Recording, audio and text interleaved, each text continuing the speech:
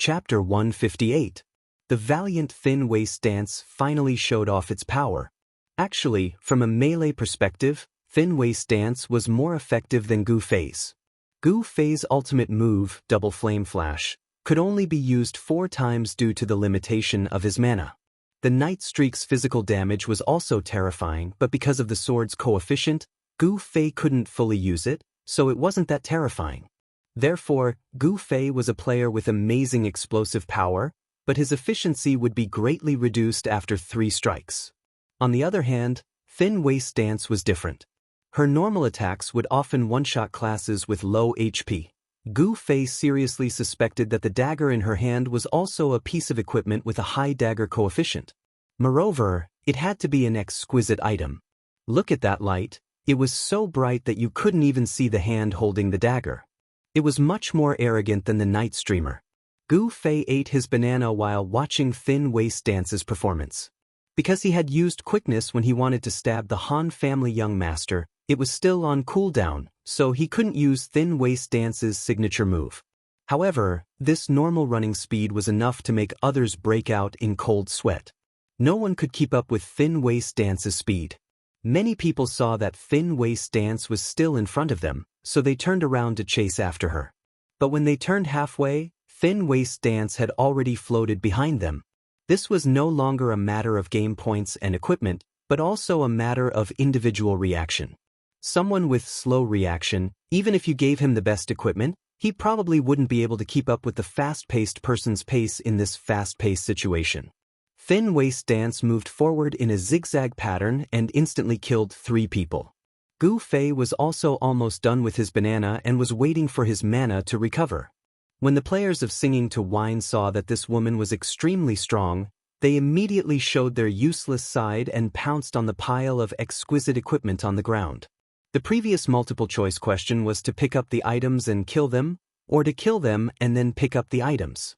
Now, the question was to pick up the items and be killed, or to be killed and not be able to pick up the items. The answer was clear. Everyone chose option A and went to pick up the items.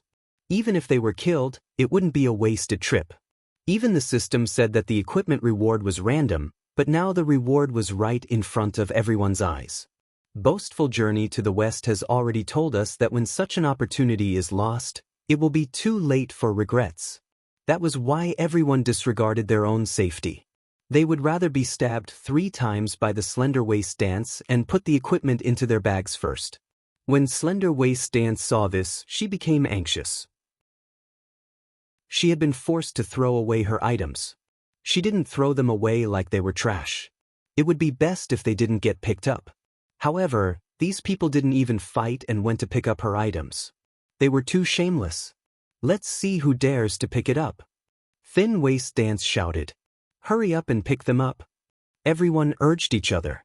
A few people who didn't react in time were also reminded by the Slender Waist Dance.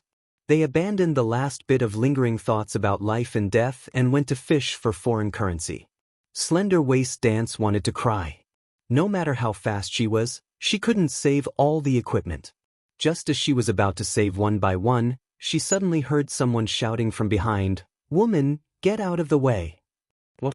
Slender Waist Dance turned around and suddenly felt her feet heat up.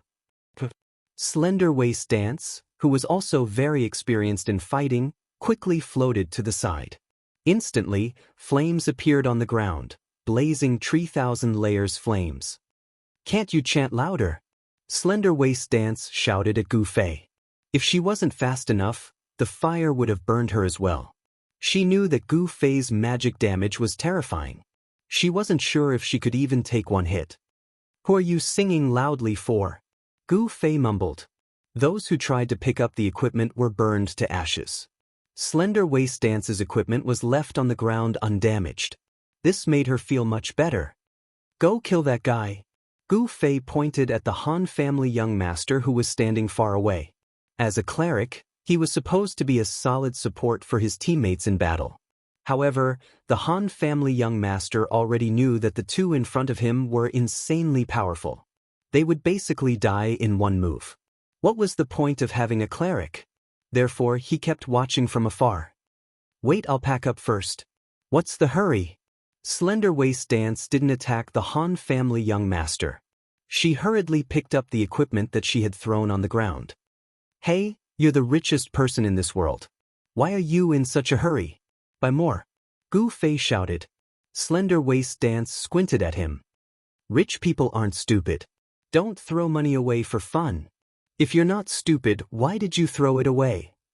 You told me to throw it away. I told you to throw it away, so you threw it away.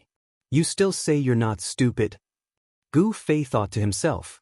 Seeing that Slender Waist Dance had also chosen to pick up the equipment, he had no choice but to personally rush toward the Han family young master.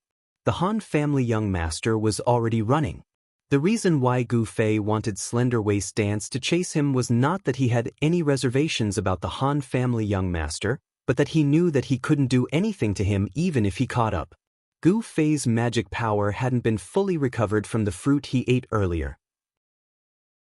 To help Slender Waist Dance save the equipment, he used up his magic power again and the effect of the fruit was interrupted. At this moment, if he caught up to the Han family young master, he could only use the simplest physical attacks, which wouldn't kill him instantly. In front of a skilled cleric like the Han family young master, if he couldn't kill him instantly, it meant that neither of them could take the other down. As expected, it didn't take much effort for Gu Fei to catch up to the Han family young master. However, after he stabbed with his sword, the Han family young master floated down with a recovery spell and said with a smile, "You can't kill me like this. I'm just wasting time. Let's see how many spells you have." Gu Fei also smiled as he stabbed with his sword. "I have a lot of spells," said the Han family young master, while simultaneously casting a recovery spell. "Even if you have a lot of spells, you'll run out eventually," said Gu Fei. "At that time, our reinforcements will arrive," said the Han family young master. "Then I'll have to hurry up," said Gu Fei. The two chatted as they fought. On the other side, Slender Waist Dance packed up her things and rushed over, but was immediately stunned by the scene. "Ah, it seems that my reinforcements have arrived first." Gu Fei was proud of himself. "Beauty, watch your step." The Han family young master didn't seem nervous at all. "Huh." Slender Waist Dance was still stunned. "What are you waiting for? Hurry up and kill him," shouted Gu Fei. "You know each other," said Slender Waist Dance. The Han family young master was the type that people would never forget. Slender Waist Dance clearly remembered that she had seen this person in Little Ray's bar. He was from the same mercenary group as Gu Fei. Gu Fei didn't know whether to laugh or cry. "Miss, hurry up. You're really ruthless." Slender Waist Dance sighed in admiration and quickly rushed over. Just as she was about to reach him, a whirlwind suddenly rose from the ground and whirled towards Slender Waist Dance. Slender Waist Dance's expression changed when she saw the whirlwind, and she hurriedly dodged. As if the whirlwind had eyes of its own, it spun towards Slender Waist Dance. Although the whirlwind couldn't catch up to Slender Waist Dance, it was also impossible for Slender Waist Dance to go around it to reach the Han family young master. Gu Fei was dumbfounded. The Han family young master smiled and explained to him, "What? Haven't you seen it? Level 40 water mage skill, Ice Whirlwind. It's the bane of people like her who rely on speed to fight. The damage can be ignored, but the speed reduction effect will weaken her advantage." As he spoke, the Han family young master looked in a certain direction. Gu Fei looked in the direction he was looking. A blue-robed mage was waving an aqua-blue staff left and right like a cheerleader. "He's going against the current." The Han family young master introduced him to Gu Fei. "Our guild leader, 9th on the mage level leaderboard. He's a level 40 water mage." "Your guild leader?" muttered Gu Fei. He immediately left the Han family young master and rushed against the current. To catch bandits, first catch the ringleader. Taking down the opponent's guild leader, even if it didn't have the effect of capturing the ringleader, it would still boost morale. Even if it didn't boost morale, it would still be good for him to fantasize about it. At least in the future, he could say to others, taking the head of the opponent's guild leader out of 700 people was a piece of cake. Moreover, his attack was aimed at against the current. He naturally didn't have the energy to deal with Slender Waist Dance. Slender Waist Dance could deal with the Han family young master. It was killing two birds with one stone. Gu Fei thought to himself as he rushed forward. When against the current saw Gu Fei's speed, he didn't dare to underestimate him. He waved his staff in Gu Fei's direction and started chanting. Gu Fei felt heat under his feet. He knew that the opponent was summoning 1,000 layers flames. It took time for the spell to be fully activated. Gu Fei's spell was slow because of this. Just as Gu Fei was about to rush out of the range of the cinder tree's 1,000 layers flames, he suddenly saw countercurrent chanting and waving his staff. Gu Fei's heart skipped a beat. His body that was originally rushing forward immediately stopped and turned around to retreat. Boom! The instant Gu Fei retreated, the 1,000-layer flames of the blazing tree ignited in front of him. At the same time, a heavenly fire will smash down from the sky. That was close, Gu Fei thought. Fortunately, this spell had to be chanted with the mouth. That was why he suddenly realized it. Otherwise, if he continued charging forward, he would be able to dodge the 1,000 layers flames, but he would be hit by the heavenly fire wheel. This guy calculated Gu Fei's movement speed and used 2 spells to complete this formation. Fortunately, Gu Fei's reaction was fast enough. You didn't get hit. The Han family young master behind him applauded. However, Slender Waist Dance, who wasn't obstructed by the ice whirlwind, was already close to him. She was about to stab him. You two. It's very dangerous to always be so close to me, the Han family young master said with a smile. The two were startled. Then they felt the ground heating up and the sky flashing. Countless mages were chanting. The heavenly fire wheel and the 1,000 layers flames formed a formation that covered the sky. The goal was just to deal with the two. If you two are faster, you won't be able to dodge now. The Han family young master smiled. My tactic is to sacrifice myself when necessary. This time, Gu Fei didn't know what to do. He looked at Slender Waist Dance helplessly. Hey, you're the richest man. Do you have any treasures, like a moonlight treasure chest? Chapter 159. Moonlight Treasure Chest? It should be the Moonlight Treasure Chest, right? Slender Waist Dance still wanted to argue with Gu Fei. See you at the teleportation portal. Han family young master waved at Gu Fei. See you at the teleportation portal? Gu Fei nodded helplessly. However, Slender Waist Dance suddenly shouted, Got it. Got what? Gu Fei asked. The fire wheel in the sky was already forming, and the flames on the ground were already rising. There was no time to explain. Slender Waist Dance flew toward Gu Fei and landed on Gu Fei's back. What are you doing? Gu Fei tried his best not to be knocked down by her. Slender Waist Dance took out an item from her pocket as she flew. She shook it in the wind. Before Gu Fei could see what it was, it turned into a white light and landed on the ground below them. The ground glowed with white light and enveloped them. Teleportation portal. Han family young master was a veteran. He instantly figured out what it was. The teleportation portal didn't differentiate between friend and foe. As long as one entered its range, they would be able to enjoy the teleportation effect. Gu Fei and Slender Waist Dance were obviously in the teleportation portal. If the two of them flew away, wouldn't the Han family young master be the only one being attacked? Han family young master couldn't stand such a situation. He immediately rushed into the portal. Aya, don't be so polite. You don't have to send me off. Gu Fei smiled and raised his leg to kick her.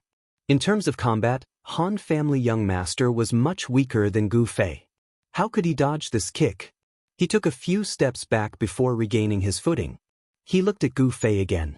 Gu Fei's figure was already blurry. He was smiling and waving at him. You're too cruel. You're too cruel. As Slender Waist Dance mumbled, the white light flashed and the two of them disappeared. Almost at the same time, the fire will fell from the sky and the 1,000 layers of flame tree bloomed, engulfing the Han family young master as he screamed. The system's teleportation happened in the blink of an eye. Before the Han family young master died completely, Gu Fei and Slim Waist Dance had already reappeared in another place. Where is this place? Gu Fei looked around at the surrounding mountains and rivers. Of course it's still within the map of the match. This teleportation scroll doesn't have any coordinates. If you use it, you'll be teleported randomly. Thin Waist Dance said. Teleportation scroll. Gu Fei mumbled. When he showed the Windchaser coat of arms to the other members of the child elite group, the group of experts were still exclaiming that there was actually teleportation in parallel worlds. Look at the Skinny Waist Dance, directly carrying a teleportation scroll. Money warriors are indeed different. Slim Waist Dance looked at the current coordinates and exclaimed, "Ah, it's so far from there. There's no hurry." Gu Fei smiled and opened his friend list to send a message to the Han family young master. "How's it going? Are you dead yet?" The Han family young master was an experienced cleric. Perhaps he could use the time difference between the two spells to heal himself, that way he could still be saved. However, today was clearly not the Han family young master's lucky day. The two spells worked together seamlessly, there was no time difference.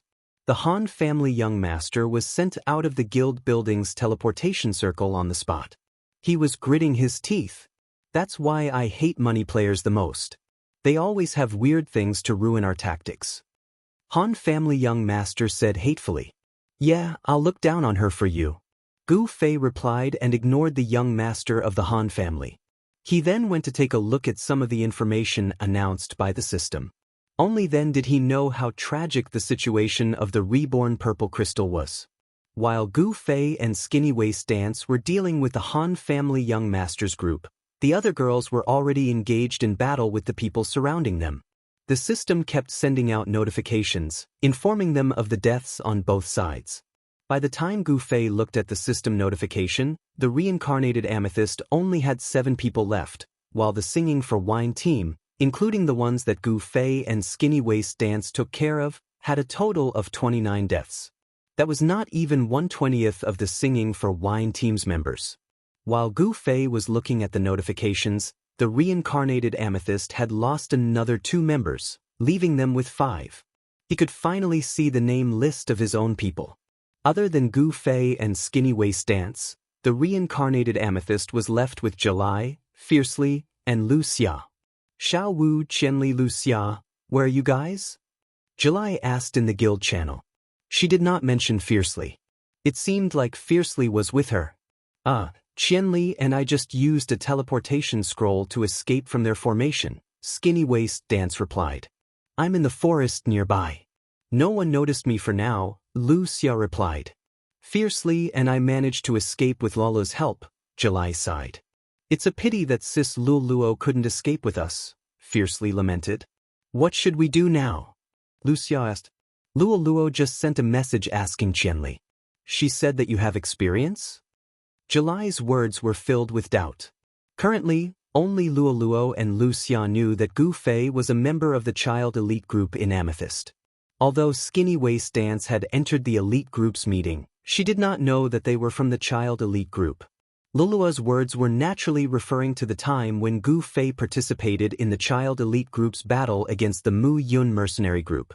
That was why she said that he had experience. I do have some experience fighting against the many," Gu Fei said. "Is that so? Then what do you think we should do?" July asked. Let me think about it," Gu Fei replied as he hurriedly sent a message to the Han family young master. "Hey, we only have 5 people left. How can we beat you?" Gu Fei called for help and found the game's tactical expert, Han family young master. The expert's answer was only one word: fuck off. "Don't be like that. I've already condemned Skinny Waist Dance's shameful actions on your behalf," Gu Fei said. To be honest, it really is a challenge for 5 people to defeat 600. Han family young master said. Gu Fei felt that the Han family young master was a bit moved and hurriedly agreed. "I really want to try it. Come, I'll listen to your orders." As expected, he was moved. Gu Fei was happy.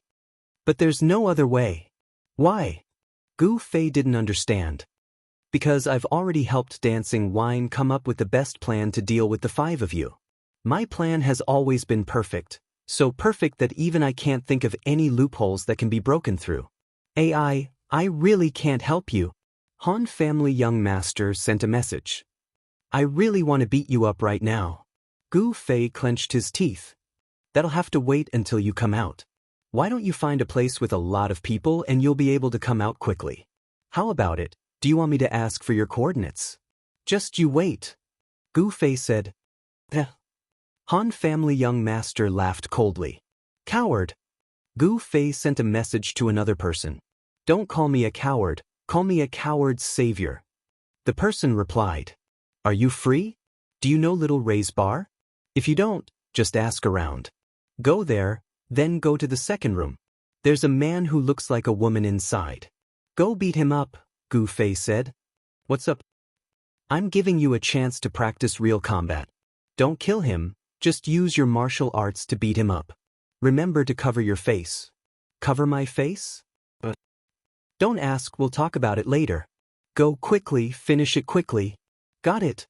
Coward's savior received the order and left. Gu Fei let out a sigh of relief and closed the chat channel. He looked to his side and saw that slender waist dance was staring straight at him. What are you doing? Gu Fei asked. I'm asking you, what are you doing? Everyone's waiting for your strategy in the channel. Slender waist dance said. I can't. Gu Fei said in the channel, there's a pervert who designed a strategy for them. I heard that it's specifically targeted at the 5 of us. Looks like it'll be hard to win this time. Although Han family young master had a lot of things that made people unhappy, Gu Fei was still in awe of this guy's strategy. If it wasn't for Slender Waist Dance's unexpected teleportation scroll, the 2 of them would have already been defeated by his strategy. What's the strategy? July asked. I don't know yet. Gu Fei said. Then how do you know it'll be hard? Fiercely had an opinion. Because this person is very perverted, so the strategy he designed must be very perverted as well. Gu Fei patiently explained. Who is it? Women's gossipy hearts would never die. A pervert. Gu Fei was also tight-lipped. Although he called him perverted to his heart's content, it was still within the scope of his own imagination. If he exposed Han family young master's name, the nature of the situation would be different. Gu Fei didn't want to sully his image. Che. All the ladies replied in unison, obviously dissatisfied with Gu Fei's answer. Among them, Slender Waist Dance directly leaned against Gu Fei's ear and Che. Gu Fei felt like his ear was about to be cut off by her.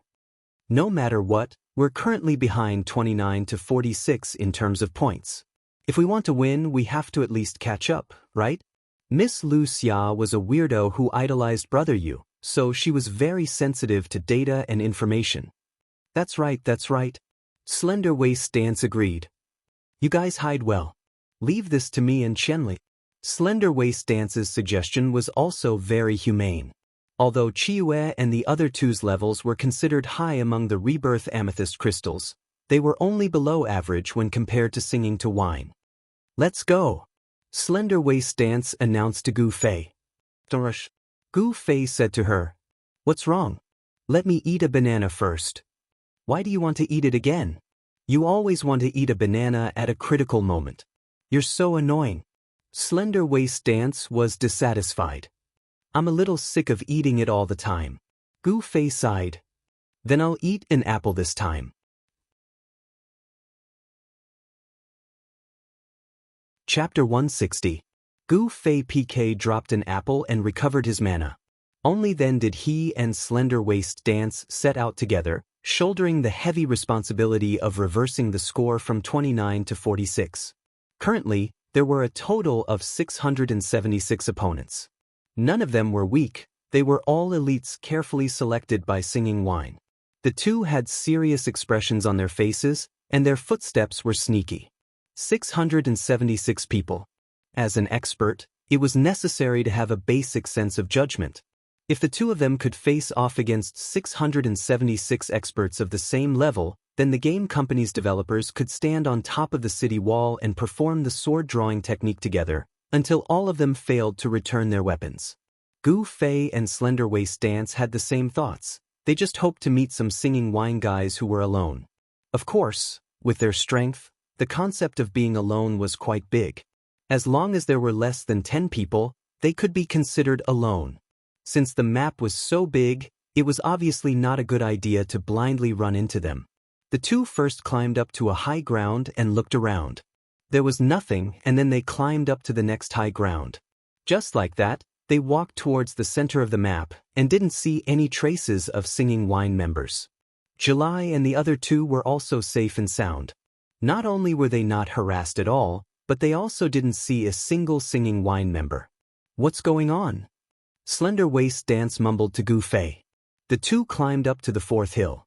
Are they going to hide from us when they have so many people? Slender Waist Dance said.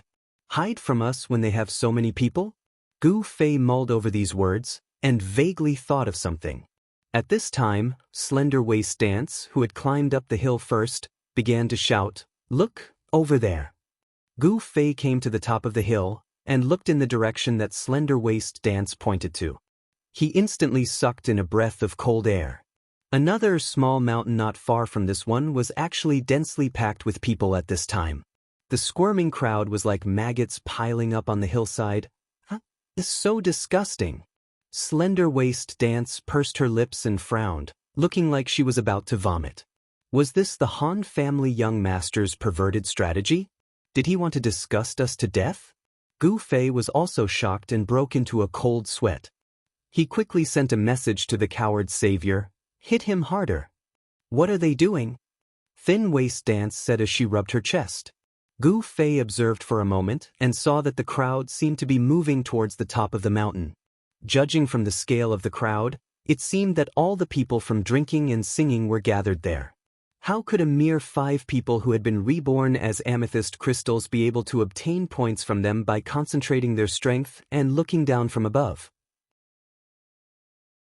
Gu Fei finally understood the strategy of the Han family young master. This tactic was really thinking too highly of Gu Fei and Slim Waist Dance. 676 people against 2, and they actually adopted a defensive stance. Although it made others feel that it was very spineless and shameless, Gu Fei had to admit that there was no solution to this move at the moment. That's shameless. Gu Fei cursed. He opened his friend list again and selected the coward savior. He had already written a message saying, "Kill him," but when he was about to send it, he hesitated and gave up on it. After all, it was not easy to level up. He could not be impulsive. What do we do now? Slender Waist Dance was also a top-notch expert. She realized the severity of the situation after a few glances. They were fighting 676 people by themselves. The only way to win was to ambush them. However, drinking and singing had occupied the top of a mountain surrounded by plains. They had a 360-degree field of vision. No matter which direction Gu Fei and the others charged from, they would be able to see everything. Moreover, drinking and singing had a large number of people. The archers and sorcerers numbered in the hundreds. With so many people attacking from afar, even if Gu Fei combined with Slender Waist Dance to increase his speed, he would not have a chance to get close. It would be difficult to close the gap of 17 points. Gu Fei and Slender Waist Dance sat cross-legged on the top of the mountain, discussing their plan. They did not mind being exposed to the hundreds of eyes on the opposite mountain. However, the other side was completely unmoved. It was as if they did not see the two of them. They continued to firmly occupy their geographical position. Plan 1 had failed. It seemed that drinking and singing had already made up their mind to sit on the top of the mountain until the end of the match. They insisted on not taking the initiative to attack. Plan 2. Slender Waist Dance rushed down the mountain. She arrived at a place one step away from the other side's attack range. She shouted, "If you're a man, come down and fight me to the death." Then she shouted, "Who dares to kill me?" 3 times. As a result, the guys on the mountain shouted, "Beauty, do a somersault and sing a song." In her anger, Slender Waist Dance was almost provoked up the mountain by them. Fortunately, Gu Fei arrived in time and carried her back. Returning to the top of the mountain resentfully, Slender Waist Dance said angrily, "Do you want me to dance naked for them to make a move?" Gu Fei glanced at her and said indifferently, "It's useless. That's just visual entertainment. They just need to move their eyeballs." Plan 3. 2 people and 676 people on the 2 mountains. Both sides continued to sit in protest. After an unknown amount of time, a group of 3 people came from the east. 2 beautiful grandmasters of combat, one in front and one at the back, were protecting a weak thief girl. The 3 of them were not in a hurry. They took small steps and resolutely walked half a circle around the foot of Mountain 676. The mountain was silent. The 676 players peeked around but did not make a sound. After half a circle, the 3 girls suddenly waved at the top of the mountain. "My friends on the mountain, how are you?" It was as if a group of demons had suddenly appeared in the mountain. Hundreds of players shouted together, "How are you, beauties?" Even so, their formation was not disrupted. The 3 of them slowly walked the remaining half of the circle. They sighed and walked towards the top of the mountain. Gu Fei and Slender Waist Dance shook their heads. Drinking and singing were really stubborn. Even characters like July, Lower Willow, and Fiercely, which were easy for them, they did not act rashly. They were really too calm. The 5 people sitting on the top of the mountain frowned. "Forget it. We're lucky to be able to make it this far." July comforted them. As the guild leader, she had a clear understanding of their strength. Yesterday's victory over Everlasting Among Flowers was already suspicious enough. The farce in the forest had put many girls in danger, but in the end, they were let go by the other side. If it happened once or twice, it could be said that the other side was careless and they were lucky. However, this situation repeated from the beginning to the end. Everyone knew that the other side was not serious. Today, although Young Master's elite group had won against many with fewer people as an example, they were now behind in points, and the other side, who had more than 120 times their number, had actually chosen to be on the defensive and stall for time. This was probably because they were afraid of Gu Fei and Slender Waist Dance, these 2 excessively powerful existences. If it weren't for these 2, this match would have ended long ago. July sighed. "This bunch of good-for-nothings." Slender Waist Dance pointed at the opposite mountain and scolded. So many people and they still used such a method. So despicable and shameless. Gu Fei did not follow her to vent his anger. Instead, he calmly asked Lu Xia about what he saw when he circled around the other side's mountain.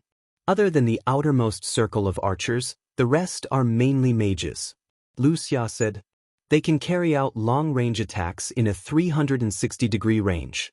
Looking at the number of mages, they can at least blast out a circle of 30 meters wide. As for the archers, they can probably extend the circle for 30 meters longer than the mages.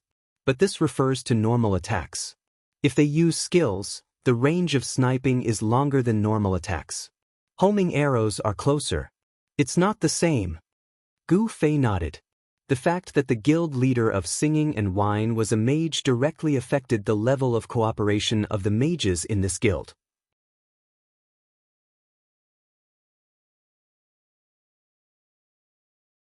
Chapter 161. If the archer's arrow formation could reach the level of the movie Hero, then even Superman could be shot down from the sky. However, Singing to Wine only had 100 archers at most, and they didn't pay much attention to the formation. It was obviously incomparable to that crazy situation. The current situation was good news for the 5 of them. If the outer layer was seriously set up with an arrow formation, then with the speed of July, Fiercely, and Lu Xia, it would be wishful thinking for them to break through. In the current situation, if Gu Fei and Slim Waist Dance attracted some of the firepower, there was still a chance. However, breaking through the archer's arrow formation was only the first step of the plan. If they lost people here, then there would be no way to continue. They had to find a more reliable way to break through. "Look, it's over there." At this time, Lu Xia raised his head and said to the 4 of them. The terrain in the game was artificially diversified, and there was no scientific basis. Singing to Wine's hilltop strategy didn't require the height of the mountain, but the terrain was simple. For example, a hillside with a large forest on it would be easy for the enemy to sneak up. The mountain in front of them basically met the requirements of Singing to Wine's strategy. Unfortunately, there was nothing perfect in this world. The hillside that Lu Xia was pointing at now had uneven terrain. Compared to a forest, this little bit of uneven terrain was really nothing, and the line of sight was still very wide. It was just that in such a place, there were many cover, and the power of the archers was quite limited. The 5 of them pretended to casually walk in that direction. The 5 of them are all concentrated on the hillside. Should we rush down and finish them off? That way, we will win directly. At this time, the guild channel of Singing to Wine was filled with such voices. Speaking of which, most of the people in the guild felt that it was inconceivable to use such a passive strategy to deal with a mere 5 people. No. The guild leader of Singing to Wine, against the current, was very calm. The opponent's sorcerer's magic attack is extremely strong. A successful release of an area of effect spell could possibly turn the tables. Rashly taking the offensive may give him a chance, and then if Slim Waist Dance escapes, it will be really difficult to surround her in such a large map. More troublesome, she may very well have a teleportation scroll that can teleport. So everyone, hold your ground, don't give them a chance, and pay special attention to that sorcerer. As long as he can't release the spell, the opponent has no chance of turning the tables. With the guild leader's words, the members no longer had any objections, and continued to pay close attention to the 5's movements. When the 5 of them moved to the defensive zone, the players in that zone would immediately be on high alert. Ah, they're approaching Area S. Someone reported in the guild channel. The so-called Zone S was the pothole that Gu Fei and the others had their eyes on. It was the only blemish on the mountaintop. I know. The guild leader, against the current, replied indifferently. He didn't need to report because he had already seen. If they were to choose a desperate charge, then Area S was indeed the best choice. Going against the current believed that the other side would make the judgment of such an expert, which was why he had stayed in this area to personally command. As expected, the sword of the Sang of Dynasty. Are all 5 of them here? Despite seeing the 5 of them together, Zhang Xian still couldn't change his mind in the slightest.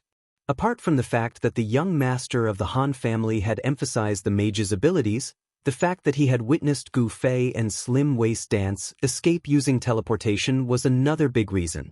Teleportation was a foreign concept to most players. Were they invincible when teleported? Could they still attack when teleported? If the sorcerer finished chanting and was teleported away, would the spell still be effective? Because there were too many questions, against the current had to be careful. He would rather win in an ugly way than become a laughingstock like the cloud-herding guild. After the 5 arrived at Zone S, they didn't stop and immediately charged into the range of the archers. However, at the same time, they hid behind cover. The archers who had released their arrows all missed their targets.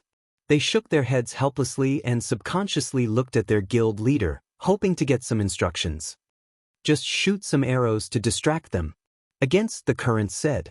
The archers in this zone weren't able to perform well, and it would be hard for them to ask for too much. As such, the archers just shot their arrows. As expected, there wasn't any threat. The 5 men, each seeking cover, disappeared in and out of sight like moles on the hillside.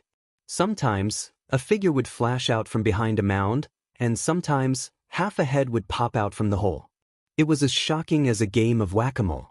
The players in Against the Current imagined having a hammer in their hands. If they found something wrong, they would hammer it until the enemy was flattened. Helplessly, he watched as the 5 of them flashed forward for 50 to 60 meters, and finally gathered behind a certain mound of dirt. A person who sings to wine is depressed. 2 more steps from this mound, and they would be within the range of their spells. Sorcerers' OE spells didn't matter if they could see them or not. At this moment, the 2 sides were more than 30 meters apart. The players in Against the Current's hearts were pounding. Earlier, when the other party was advancing in a flickering manner, everyone had the impulse to take the initiative to charge forward and carpet bomb the other party. However, the guild leader didn't say anything, so no one dared to act rashly.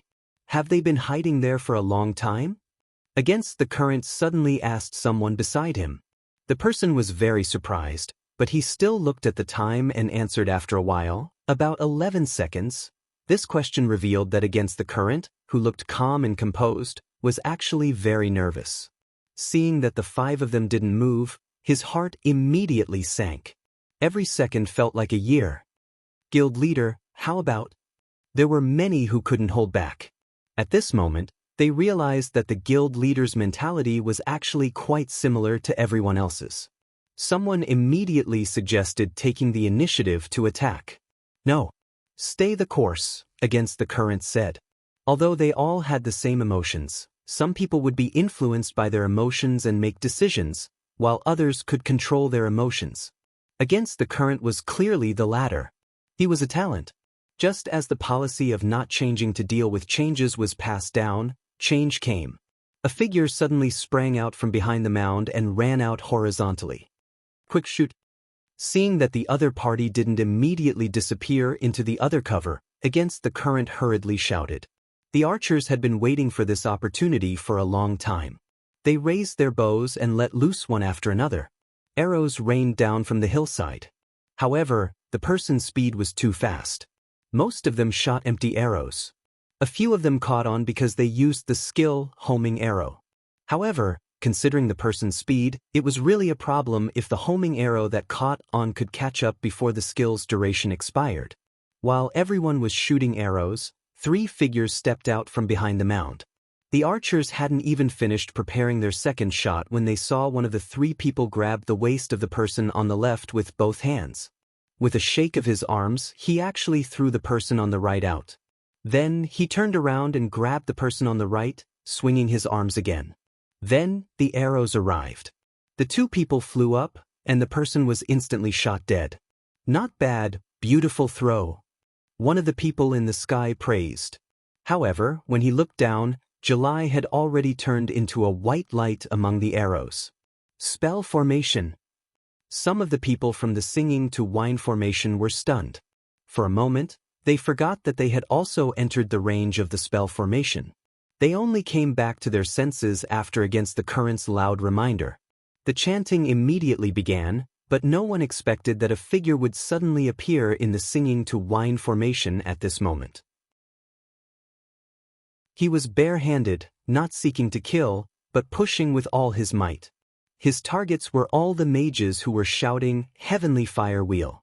During the chanting of an area of effect spell, the mages couldn't be attacked or moved. This push was a simple and effective destruction.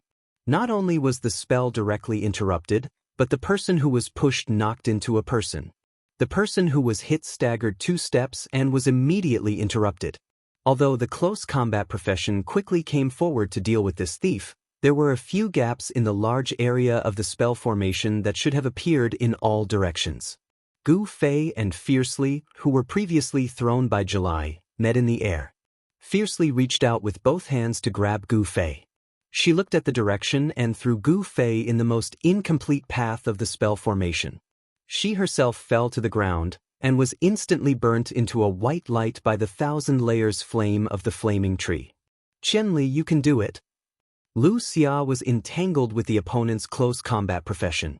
It was obvious that she couldn't hold on for long. Gu Fei had no complaints since the girls could carry out their tactics to this extent.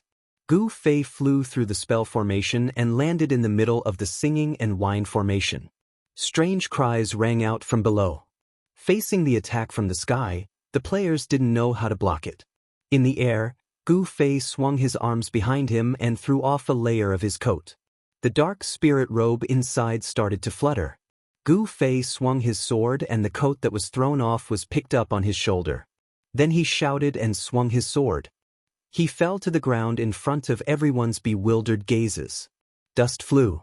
Gu Fei was ashamed. He had actually forgotten about this. He had used the body-hugging throw to fly over, so the system required him to fall to the ground. Trying to balance his body in the air was futile. But misfortune could be a blessing in disguise. Gu Fei's embarrassing fall turned out to be a very good bait for the enemy. When the people who were drinking and singing saw that Gu Fei was not dead after the fall, they all surrounded him. Gu Fei didn't bother to get up. He rolled on the ground and used his sword as a blade, using the Earth Hall blade technique. He didn't forget to chant "Dual Flame Flash" as he swung it in a circle. 6. Gu Fei was extremely happy. This was the highest record he had ever achieved using Dual Flame Flash. He didn't expect it to be achieved under such circumstances. On the other side, Countercurrent received the notification that they had lost 6 points. His eyelids twitched and he shouted, "Don't be rash. Spread out, spread out. Archers, archers, come over here." But Gu Fei's chant was already in progress. "Thousand layers flame of the fire tree, rise." "Interrupt, hurry and interrupt." Countercurrent hurriedly shouted at the people near Gu Fei. But Gu Fei's chant was only 6 words and Countercurrent's reminder was only 5. There was no reason for him to reach first. The 1,000 layers flame of the fire tree had to bloom.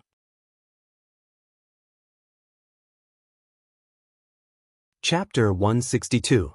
The players from Singing to Wine hurriedly dodged, but there were too many of them. Although there was an empty space, it was impossible to make space for the 1,000 layers flames in the blink of an eye. Even though Gu Fei's spell had given them plenty of time, most of the players ran away. There was always a small number of players left. As the flames rose, Gu Fei looked at his points and saw that they had increased by 6 points. The score of 29 to 46 had become 41 to 46, only 6 points away from the reversal. No one could stop this reversal. After Gu Fei finished chanting 1,000 layers flames, he immediately chanted Heavenly Fire Wheel beside the 1,000 layers flames. After 1,000 layers of flames bloomed, the fire wheel in the sky also ignited. Some of the players who were originally at this location scattered in all directions. Unfortunately, there were some who escaped from the direction of the fire tree's 1,000-layer flames. Adding up those who didn't escape in time, this heavenly flaming wheel gave more points than the previous one, 11 points. 52 to 46, the score had been reversed. From the moment Slender-Waist Dancer appeared behind the hill and attracted the attention of the archer, everything happened in the blink of an eye. "I learned this move from you." Gu Fei smiled as he spoke to Upstream, who was gritting his teeth and gritting his teeth. This person was introduced to Gu Fei by the Han family young master, the guild leader of Singing to Wine. Although he couldn't recognize the person, the aqua-blue staff in his hand was quite eye-catching. Upstream clenched his teeth.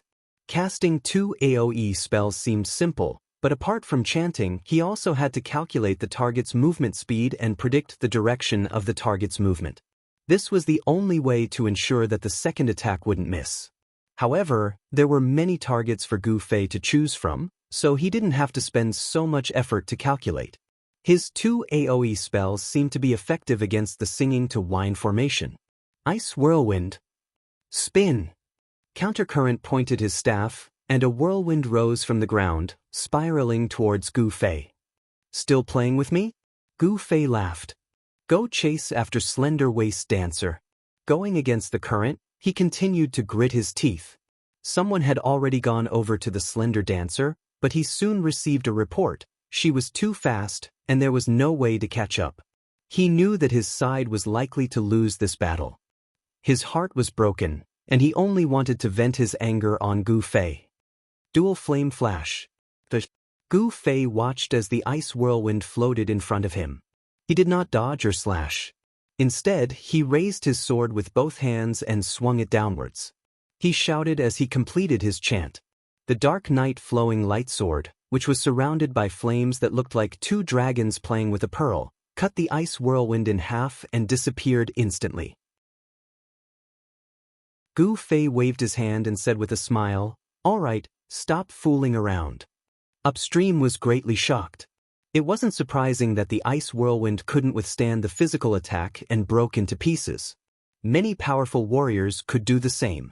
But although the magic damage of the shattered ice whirlwind would be sharply reduced, the additional freezing and slowing effect would be transmitted through contact.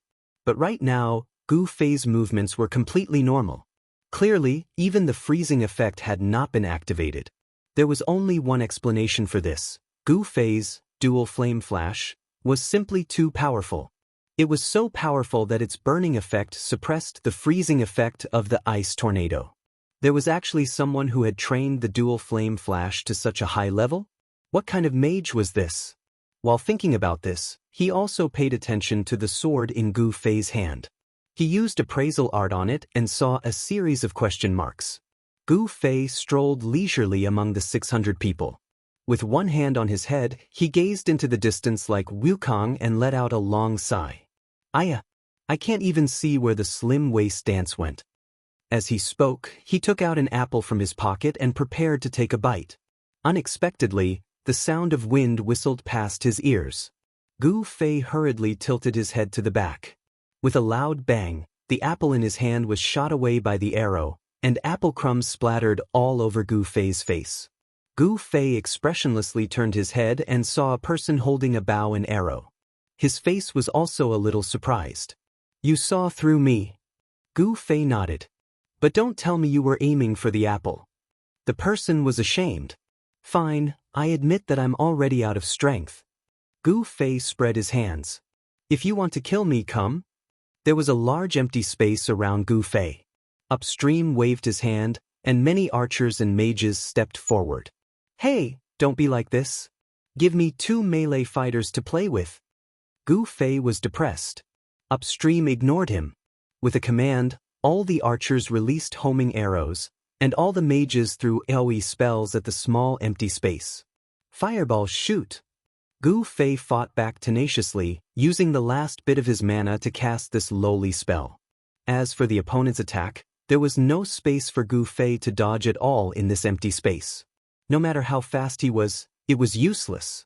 He finally turned into a white light and disappeared.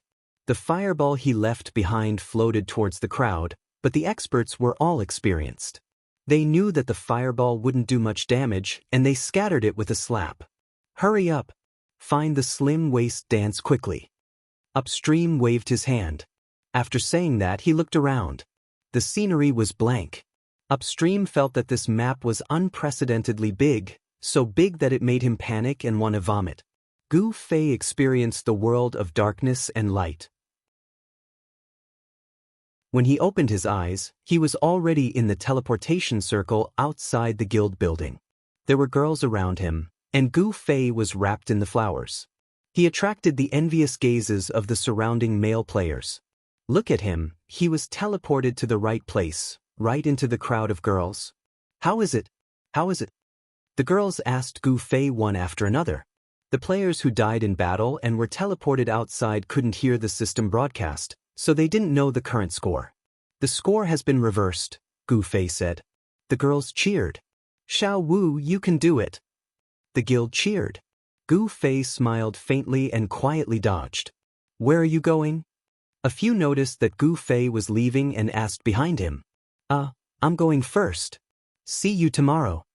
Gu Fei called out, squeezed out of the crowd, and went straight to Little Ray's bar. "Is Gongzi here?" Gu Fei asked Little Ray in a low voice after entering the bar. Little Ray pointed to the number 2 private room. Gu Fei snickered, walked to the private room, opened the curtain and went in, and then was stunned. Han family young master was in the private room, but Coward's savior was also there. The two drank and chatted merrily, and Coward's savior was trying to recommend a piece of barbecue to Han family young master. "This piece is the most exquisite. Just by barbecuing this piece of meat, my proficiency has increased by 3 points. Try it." Coward's savior introduced. After Gu Fei entered the door, the two turned around together. Coward's savior hurriedly threw off the meat and stood up to greet Gu Fei. Han family young master looked at him with a faint smile. "Hi." Gu Fei also squeezed a smile. "You guys are pretty good." "Pretty good? What else do you think?" Han family young master sneered, and then raised his glass to invite Coward's savior to drink with him. Coward's savior drank his glass to his heart's content, patted the seat, and shouted to Gu Fei, "Sit, brother Zhu. I'm waiting for the person you're talking about. Since you're here, let's watch the show later." Gu Fei firmly forbade the savior of the coward from calling him master, but this guy was unrelenting and insisted on using a respectful title for Gu Fei. In the end, just like Fireball, he used this title. Gu Fei asked about his age, and he was indeed older than Coward's savior, so he deserved this title. All right. Gu Fei stopped Coward's savior from continuing. "Coward, you go ahead with your business, there's no need for it." "Nothing, go ahead with your business." Gu Fei patted him. Coward's savior and Han family young master said goodbye, and were ready to leave. He even turned around, "Don't call me coward, call me coward savior. With martial arts, there are no cowards." "Got it, coward," Gu Fei said. Coward savior nodded his head in satisfaction and left. Gu Fei looked at Han family young master and smiled honestly. "A man who looks like a woman beat him up, huh?" Han family young master said. No, it's a misunderstanding," Gu Fei said. "Really? What kind of misunderstanding?" the Han family's young master asked aggressively. It was obvious that Han family young master already knew very well, and no one knew how he managed to fool coward savior. Since things had come to this, Gu Fei became a rascal and simply slapped the table. "Don't be arrogant. You think no one will beat you up after I leave? I'm still sitting here. At most, I'll beat you up myself." Did the competition go well? Not bad, not bad. This was how smart people talked. They changed the topic in a straightforward and efficient manner, without the slightest hesitation. "That legendary undefeatable tactic of yours doesn't seem like much," Gu Fei said. "The score was reversed?" Han family young master asked.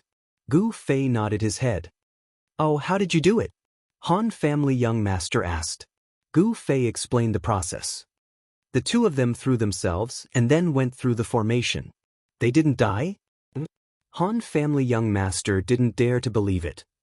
"I did the math," Gu Fei said. "The two of them took off all of their damage-increasing equipment, and the two of them threw themselves at me could only take away half of my HP.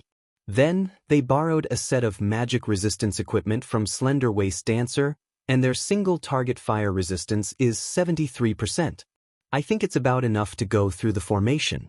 73%. That perverted woman. Han family young master mumbled. "Peh." Gu Fei said. "You can only think of such a violent method." Han family young master said. "What do you have in mind?" Gu Fei asked. "Doesn't she have a teleportation scroll? Can't she just sneak in and get the coordinates?" Han family young master said. Also, they're all gathered there waiting for you to reverse the score. Why did you make a move so early? Wouldn't it be better to go at the end? If they take care of Slender Waist Dancer now, wouldn't your efforts be in vain?" Han family young master said as he looked at the time. "There's still half an hour before the competition ends." Gu Fei said. Just kidding. Han family young master shook his head. "Didn't you say your strategy is flawless?" Gu Fei said. "I said from the very beginning that I prioritize the mercenary group." "What does this have to do with the mercenary group?" "If you can win, this will be a huge step for our mercenary group," Han family young master said.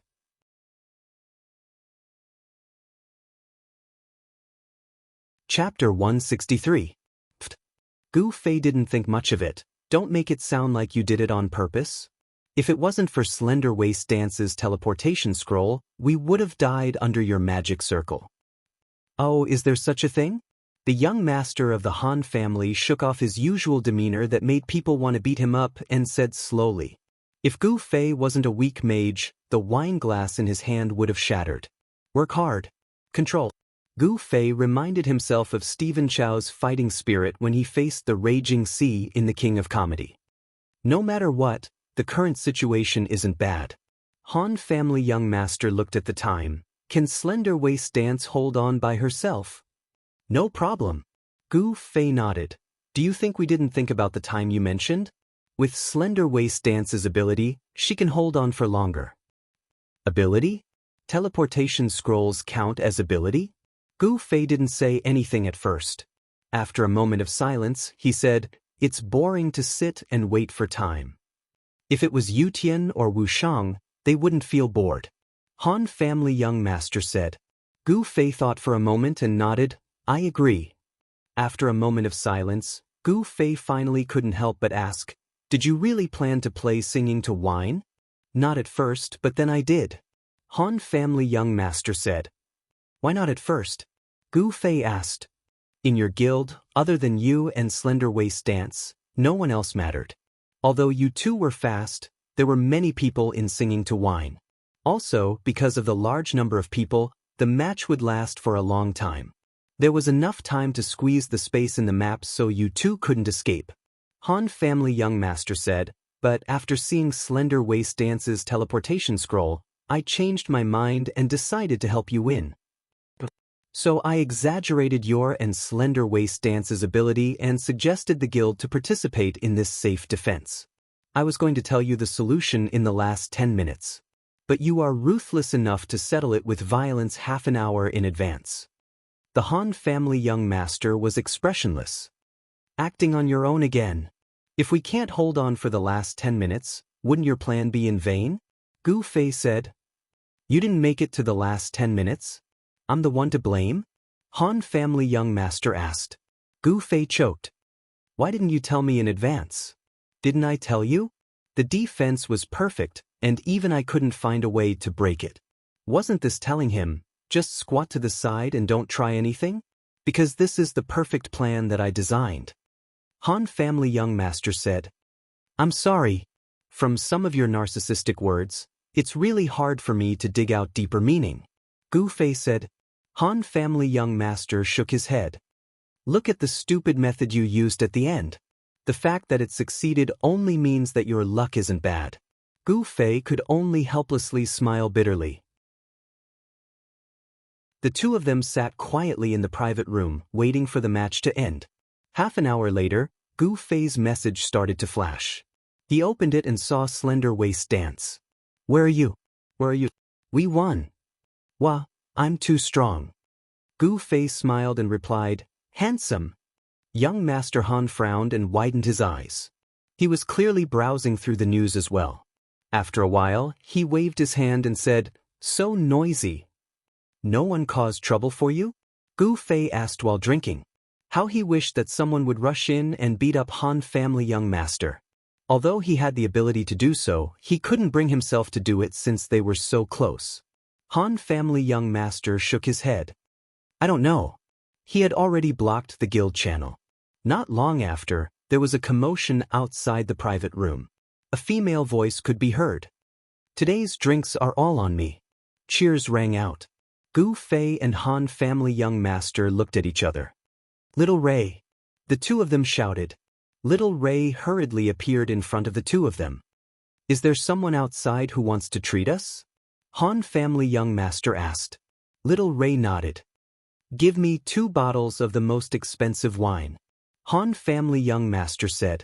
Xiaolei smiled faintly and left. I've drunk that wine before.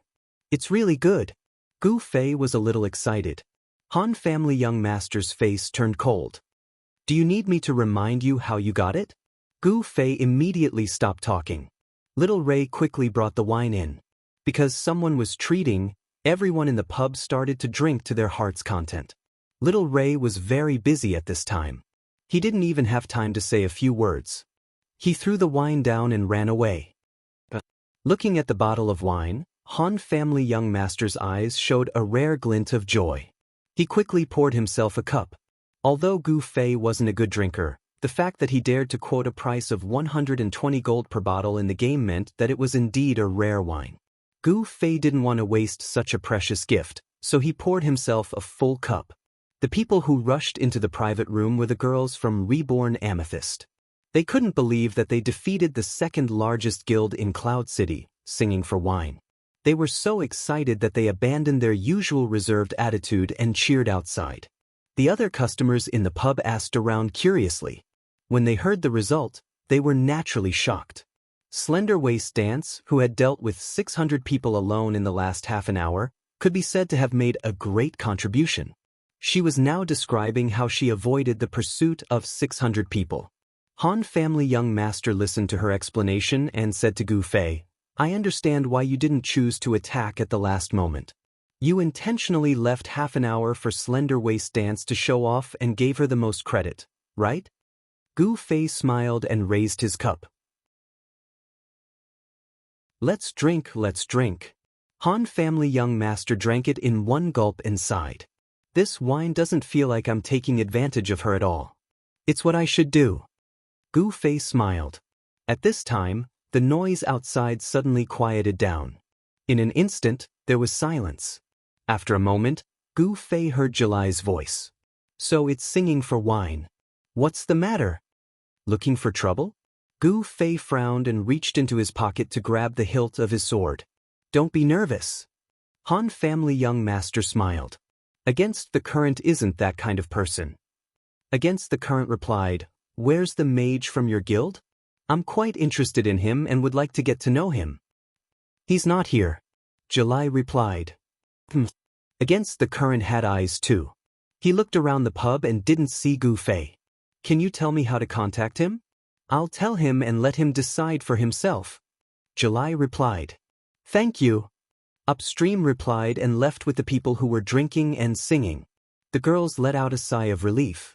They all thought that singing for wine had lost and wanted to get back his pride. From what singing for wine sounds like, it seems like he's trying to poach someone. The girls started whispering. They all knew how strong Gu Fei was after a few guild wars. An expert like this was definitely someone that the big guilds would fight to recruit. He was different from Slender Waist Dance. Although Slender Waist Dance was also a top-notch expert, her mentality was the same as the other girls. She just wanted to have fun, and did not have any arrogance or desire to fight for hegemony. That was why she didn't feel that there was anything wrong with Slender Waist Dance's small guild, and the mercenary group she owned was also disbanded just like that. As for Gu Fei, no one knew what he was thinking. The girls weren't familiar with him. Plus, it was a misunderstanding that he joined the guild and he would leave sooner or later. The girls didn't have a deep relationship with Gu Fei and didn't care if he was an expert or a noob. However, after a long time, the girls were used to having him in the guild. Now that this habit was about to change, they felt a little disappointed. The atmosphere in the taverns suddenly became less cheerful. Han family young master mocked, I didn't know that you have a place in these girls' hearts. Gu Fei smiled and didn't say anything. It wasn't a bad thing to have a place in other people's hearts. The third round of the tournament was over. Cloud City once again appeared on the headlines. The content was about the reborn Amethyst defeating Singing for Wine. Unlike the Sheep Cloud mercenary group, the news this time wasn't released by one of the participants. The poster claimed that he had conducted in-depth interviews with both participants, but the post barely mentioned the existence of the mage, Gu Fei. The post emphasized the strength of Slender Waist Dance, one of the 5 roaches, and the existence of teleportation scrolls.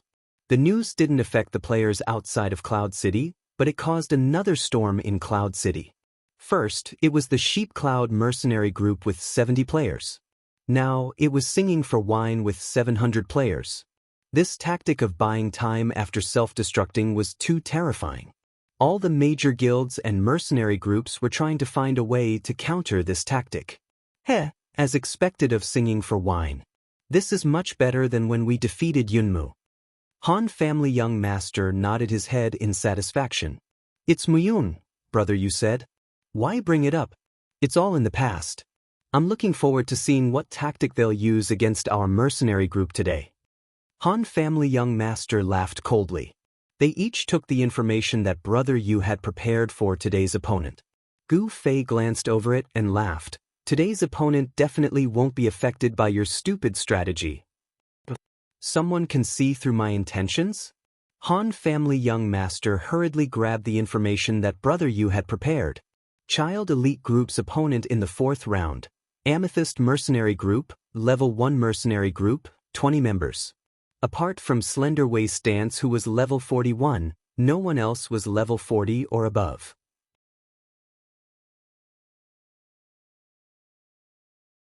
Chapter 164. The 4 guild leaders had worried looks on their faces. Courtney was right in front of them. The 4 of them sent their best players to pester her, but they couldn't find any clues. They didn't know where Qianli went. Out of the 4, Unchung Mutsu was the first to want to kill her. He wanted to kill Courtney to see if there were any clues. I don't think that's a good idea. Against the Current shook his head. She's an NPC that has nothing to do with clues. Do you usually kill NPCs in the city just to find out if there's a quest? I think you guys know the consequences of attacking these civilian NPCs, right? Attacking an NPC civilian would result in a merciless attack from the system guards, even if it was an accidental injury. In this regard, the system was clearly biased. It only cared about the NPC race and didn't care about the players at all. Desperate times call for desperate measures. I don't believe that if we attack her now, the guards will come to her rescue. Matsu said, I just want you to know that attacking a system NPC for no reason will result in a severe punishment. Right now, there might not be any guards coming to attack, but will they deduct your points? Against the Current said. Matsu was startled and suddenly laughed. If they really deduct my points, I don't think you'll stop me, right? Against the Current was also startled. In all honesty, at this moment, he didn't have any evil intentions. He was just purely analyzing and thinking that killing Courtney wasn't a good idea. But obviously, his character wasn't like this. At this critical moment, Matsu didn't hesitate to analyze him from a dark angle. It's not a bad idea to deduct your points. It's best if you die 2 more times. If you want to kill me, then go ahead and kill me. Against the Current wasn't in a good mood and didn't argue. What about the 2 of you? Matsu looked at Unsworn Sword and Black Index Finger. As the 2 were hesitating, they suddenly received a message in the guild channel. Guild leader, someone wants to see you. All 4 asked. I don't know, but he said he knows where Qianli and the others are. The 4 of them were startled. They quickly asked for directions and ran together in unison. The 4 guild leaders were afraid of dying because of the honor kill, so they didn't want to get close to anyone. The players around them were also on guard, not allowing any strangers to get close to them. When this extremely tempting piece of news appeared, the 4 of them didn't dare to be negligent. They went over to look for people while calling for the defense team. The newcomer appeared before the 4 of them. The moment Sworn Sword saw him, he felt a little strange. You look familiar. I think I've seen you before? The newcomer sighed. How do you know where the drunk Qianli is? Because I know the follow-up to their mission. What familiar lines? The 4 of them were startled. Sword Without Oath immediately remembered. It's you. Aren't you the guy who's with Hongchen Yixiao? The other 3 also let out an "oh." They also remembered that Hongchen Yixiao wasn't alone. He had a companion with him. Damn, you keep saying this. Do you think we're stupid? Matsu was furious. He suddenly swung his sword. Water-breaking arrow turned around and quickly raised his arm. The crossbow in his hand was already aimed at Matsu's temple. He didn't attack. Even if he did, it wouldn't be a big deal to a warrior. However, this action showed his superb PvP skills. He didn't attack, which meant that he didn't have any ill intentions. You guys really have some misunderstandings. Broken Arrow said helplessly. The 4 guild leaders didn't say anything. Water-breaking Arrow had already put away his crossbow. Right now, you guys can't find Qianli at all. You can't disrupt his mission at all. You even suspect that I'm a spy sent by Qianli to purposely mislead you? Do you have a direction now? Matsu was now thinking in reverse. Hearing Water-breaking Arrow's words, he laughed. If that's the case, then I have more confidence to touch this NPC. When the other 3 heard this, they also had a thought. Maybe it was because this NPC had an important plot. Qianli was worried that they would kill him, so he specifically found this guy to trick. This excuse almost made them fall for it again. Hongchen Yixiao also told me to remind you guys. Don't ever touch Courtney again. Otherwise, you'll see a completely unbeatable berserk boss. Water-breaking Arrow said. Then I'll go and see. Matsu laughed and immediately gathered the team in the guild channel. They had seen Courtney's combat ability. She was indeed very strong. However, with the strength of 1,000 guild, they could still take her down. Now, she didn't have the uncontrollable hatred that she had when she was chasing Qianli. Perfect. If you die, at least the other 3 guild leaders will believe what I said. Water-breaking Arrow said. The other 3 were also ready to make a move. Hearing this, they felt that it wasn't a bad thing to continue watching. Matsu laughed coldly. He naturally had his own plans. He just wanted to go up and attack. If this NPC was really as unbeatable as this guy said, then he could just retreat. How much loss would he suffer then? Team 1, 12 o'clock, 1 o'clock, 3 o'clock, 4 o'clock, 5 o'clock, 6 o'clock, 7 o'clock, 8 o'clock, 9 o'clock, and 10 o'clock. Everyone, get to your positions. Mudo of the Cloud ordered. The Sheep Cloud Guild split into 10 teams and prepared to attack. After all, Courtney wasn't a professional wild boss. She wouldn't actively attack people. She could be considered a passive monster. Attack! Under Unchung Matsu's command, the warriors in 10 directions surrounded her. A passive monster that wouldn't actively attack was very beneficial for the players to set up their formation. 5 swords, 5 shields, 10 warriors gathered around Courtney almost at the same time. Pack instant kill. Everything happened so quickly and cleanly. There was no hesitation at all. When the 10 people attacked, they died. This wasn't all. In the white light of the 10 people, Courtney's arrows were still flying. 10 arrows, instant kill another 10 people. The players were shocked. Shooting through people was called penetrating attack in the game. It was a common attribute on archers' crossbows. Usually there was a chance to trigger it. The secondary damage after penetrating was usually greatly reduced. Courtney's 10 arrows all penetrated. Was the damage reduced? No one knew. No one knew what her original damage was. They only knew that when her arrows came out, they were instant kills. Including the 5 Constitution-type heavy warriors, they were also instant kills. This attack was indeed much stronger than the last time she had used Burst Run. The players surrounding her didn't dare to move. Instant kill damage was something that the players couldn't deal with at all. Did they rely on sacrifices? If they could revive on the spot, they could try, but here, the players didn't dare to move, but Courtney didn't stop. She drew her bow and shot again. This time, the players saw clearly that there weren't just 10 arrows, and the attack wasn't in a fan shape, but a circle.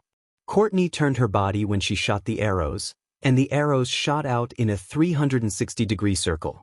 The arrows were very fast. The players couldn't dodge them at all. Those who were hit were instantly killed. Then, the penetrating attack, another round of death. The arrows were still shooting. Courtney's face was filled with anger, determination, and sadness. She wouldn't allow anyone to break her protection of Angus. The expressions of the 3 guild leaders of Unsworn Sword all changed. Their previous eagerness to try had vanished. They were all ordering the guild players to retreat. Courtney's arrows could kill anyone. There was no immunity to damage in the parallel world. Countless bystanders who died unjustly could testify. Unchung Matsu was the one who wanted to run the most. Formation, recovery, cover, they didn't care anymore. There was only one thing in his mind: run. Run as many as you can. Tragedy always belonged to the short-legged. Courtney didn't chase after them. She just shot arrows from where she stood. Not only was her attack high, but her range was also very long. The players didn't know how far they had to run to stop her attacks. They could only run for their lives. When Courtney stopped, there was no one within a 100-meter radius. Even the 3 big guilds were accidentally attacked when they retreated, let alone the Hurting Clouds Guild. Hurting Clouds Guild? Almost all the people who escaped were rogues and archers. Courtney's attack was 360-degree. She shot 20 arrows at a time, and each arrow killed 2 people. 10 attacks killed 400 people. The Hurting Clouds Guild tried their best to run away. In the end, only 274 people survived, including Unchung Matsu himself. When Courtney's arrows flew over, he was no different from a level 1 newbie. He died instantly. The Hurting Clouds Guild had set the record for the largest guild annihilation in Cloud City. Unchung Matsu was filled with regret. He only had 2 more chances to die. That was why he, who was always at the front in battle, didn't walk at the front for the first time. He shrunk into the team and prepared to coldly give orders. At the same time, if Courtney was really unbeatable, he could retreat calmly. He didn't know Courtney would be this sick. Unchung Matsu cried. "Now you 3 should believe what I said, right?" Water-breaking Arrow said to Unsworn Sword and the other 2. The 3 of them looked at each other. Is it really a misunderstanding? Against the Current said. Hongshini Xiao is in the 17th server now, right? Unsworn Sword asked. Yes, he can't contact you anymore. Water-breaking arrow said. Tell me what we should do next, Black Index Finger said. The forest in the north. Qianli got drunk and they need to go there to get some necessities, Water-breaking arrow said. What are you waiting for? Go after them. The 4 guilds ordered. With their speed, it's going to be hard to catch up to them, Water-breaking arrow said. Then what do we do? We can only go to the next location of their mission in advance, Water-breaking arrow said. Oh, which direction? The 3 guild masters asked. Follow me. Water-breaking arrow led the way. The 3 looked at where he was going and were depressed. Cloud Suburb Lake again? Water-breaking arrow nodded. The 3 sighed. They thought that Cloud Suburb Lake was a good place for an ambush, but now it seemed that Qianli could perform exceptionally well when he got drunk. Let's hurry. Water-breaking arrow said. Let's go. The 3 guild masters led the way. What's the situation now? Wait for me. Uncheng Mutsu sent a message in pain. Brother Yunzhong, just one more time. You should just stay at the revival point and daydream. The 3 guild masters comforted him. Don't even think about leaving me behind. Uncheng Mutsu was filled with grief and indignation. What are you saying? We're just thinking about your safety, Brother Yunzhong. The 3 guild masters expressed. It would have been better if they didn't say this, but once they did, Uncheng Mutsu was terrified again. Just one more time. Maybe these 3 guys would really take the chance to kill him. He was already in a difficult situation. What should he do? At the north end of Cloud Suburb Lake, Shi Xiaotian and the other 2 quickly circled around the lake and arrived there. The forest didn't look that big. Courtney said that the things were in her house, so everyone thought that she didn't live in a tree hole. There should be a small house in the forest, so it would be an easy target. After entering the forest, Shi Xiaotian suggested to split up. Slim Waist Dance nodded and walked to the right. Yutian Shenming was extremely calm and walked to the left. With a beauty in front of him, Yutian Shenming decided that even if he got lost, he wouldn't show any fear. Why are you running around? Follow me. In the end, Shi Xiaotian dragged him back. Yutian Shenming naively thought that there would be people who didn't know about his bad habit. It was really a fantasy. Embarrassed, Yutian Shenming followed Shi Xiaolan and indeed found a small house in the forest. Yutian Shenming excitedly wanted to barge in, but suddenly stopped in front of the door. He took 2 steps back and whispered to Shi Xiaolan, "There's movement inside." What movement? Shi Xiaotian was informing Slim Waist Dance of her location. There seems to be someone inside, Yutian Shenming said. It can't be. Shi Xiaotian was stunned. Yutian Shenming walked around the small house. It was really too small. There were no windows on the walls, but there was a skylight on the roof. Is there going to be a fight? Yutian Shenming muttered. This was the reason why he didn't dare to rashly enter the house. Wait for little spy, come here, Shi Xiaotian said. The forest wasn't big, and Slim Waist Dance didn't run too far. After receiving Shi Xiaotian's message, she arrived not long after. Hearing that there was someone in the house, she didn't care and stepped forward. Look at how scared you guys are. I'll go take a look. Little spy, don't. Shi Xiaotian hurriedly stopped her. There's someone in the enemy's formation who is completely familiar with the mission. Maybe he's prepared for this step in advance and sent someone over to set a trap. Shi Xiaotian said while looking around vigilantly. Yutian Shenming felt that it was very reasonable. He knocked his bow and arrow and took aim. That bastard Qianli, why hasn't he come yet? Slim Waist Dance sent a message to Gu Fei. The door opened. Yutian Shenming didn't even think and released an arrow. Damn. With one sentence, a figure swayed inside the door. The voice seemed very familiar. Following that, Gu Fei walked out with a dark face and glared at Yutian Shenming. What are you doing? The 3 of them were dumbfounded. Yutian Shenming was surprised. How did you get here first? Oh, so the teleportation scroll is closer to here. Gu Fei said. The 3 of their faces immediately darkened.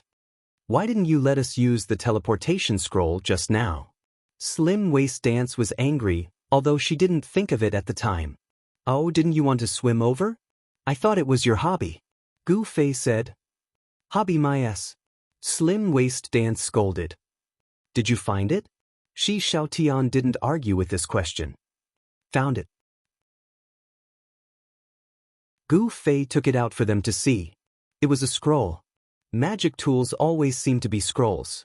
What scroll is it? The three asked. Magic bubble. It can create a spherical magic barrier on the surface of an object after use. Gu Fei said, What do you mean? You're asking me? Gu Fei was surprised. He was waiting for an explanation. Only one? The three asked Gu Fei. There are three. Gu Fei took out 2 more scrolls. I want one. Slim Waist Dance pounced. Gu Fei dodged and kicked her into the house. To be safe, should we go back and ask Courtney how to use it? Shi Xiaotian said. Gu Fei nodded. Ask her. Don't waste it by yourself. But the people from the 4 major guilds are still there. Yutian Shenming said. Let's sneak back and see. Gu Fei said as he dodged the attacks of Slim Waist Dance who came out of the house. To be safe, use the teleportation scroll. They shouldn't be able to find that route. Shi Xiaotian suggested. Gu Fei nodded and shook a scroll. The 4 of them flew out and ran in Courtney's direction. They scouted from the hillside and didn't see anything unusual around Courtney. Who would have thought that 800 players were killed within 100 meters of her? The 4 of them saw that there was no movement and immediately went forward.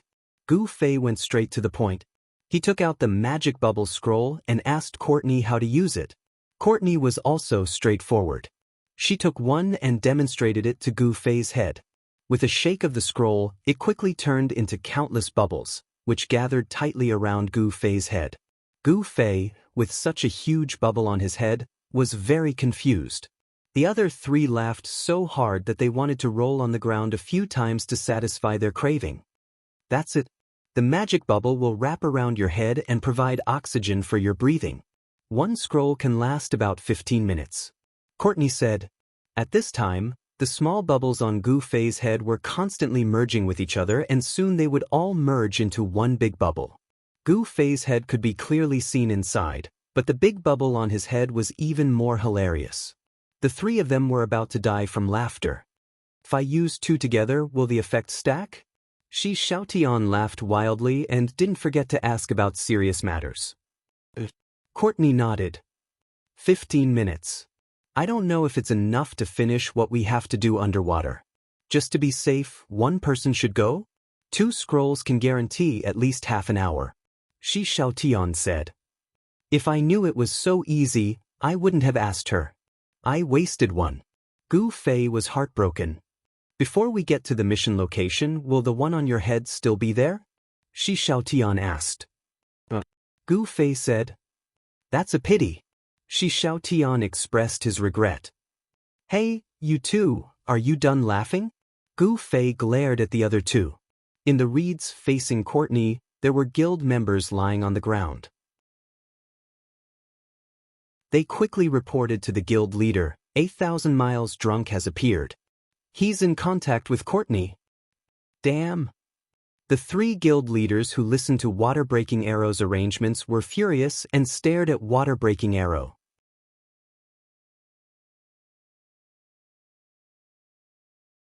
Chapter 165. The 3 of them turned around to look at Gu Fei. Behind Gu Fei, Yutian Shenming and Unscathed in Battle were also walking over listlessly. Can you do it? Brother, you asked Gu Fei. It's easy. We're from the same guild. Gu Fei laughed. Ask Gongzi how he died.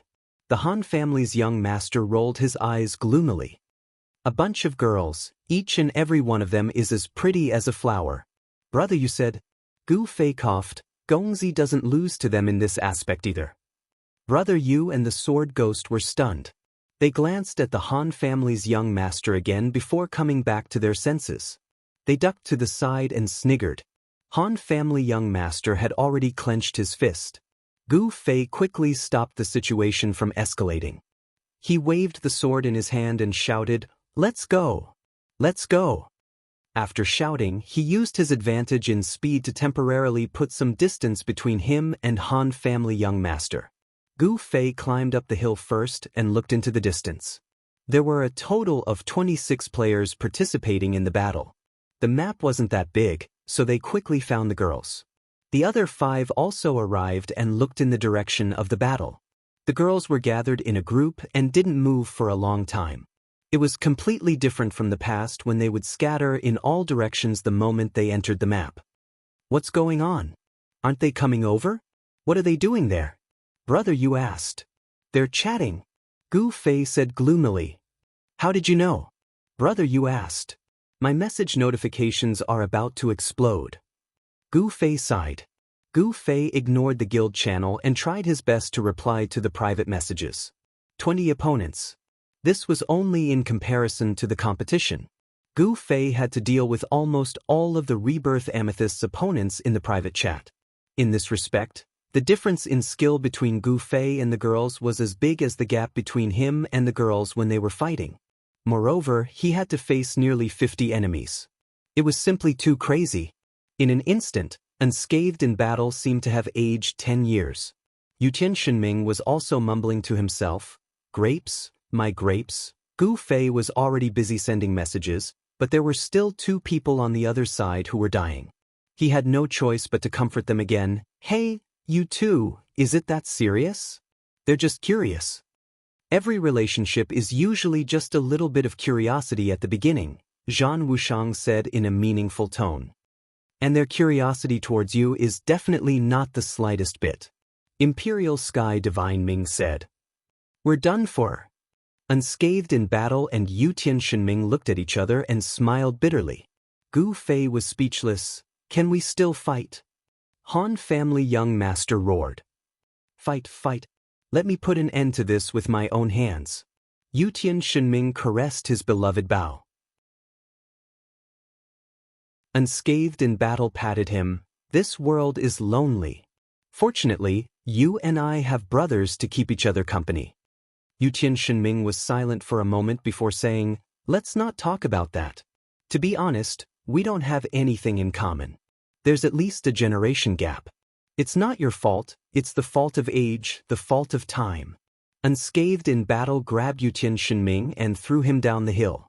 The other 3 sighed in relief. The world is finally at peace. Come down. I want to fight you to the death. Yutian Shenming tumbled down the hill. His face was covered in dirt. Why else would they say that friends are scarier than enemies? When friends came up and patted their shoulders to show intimacy, no one would think of guarding against it. Even Gu Fei fell into Unscathed in Battle's trap, let alone Yutian Shenming. Just like that, the 2 of them quarreled from the top of the hill to the bottom of the hill. On the other side, Gu Fei continued to send messages like crazy. Han Family Young Master, Brother Yu, and Sword Demon looked at each other and sighed, so it's still up to the 3 of us. Let's chat a little longer to attract their attention. After Han Family Young Master told Gu Fei, the 3 of them started to walk down the hill towards the place where the girls were born. Hey, wait for me. Gu Fei sent a message as he chased after them. Unscathed in Battle also went down the hill. He and Yutian Shenming quarreled as they went on their way.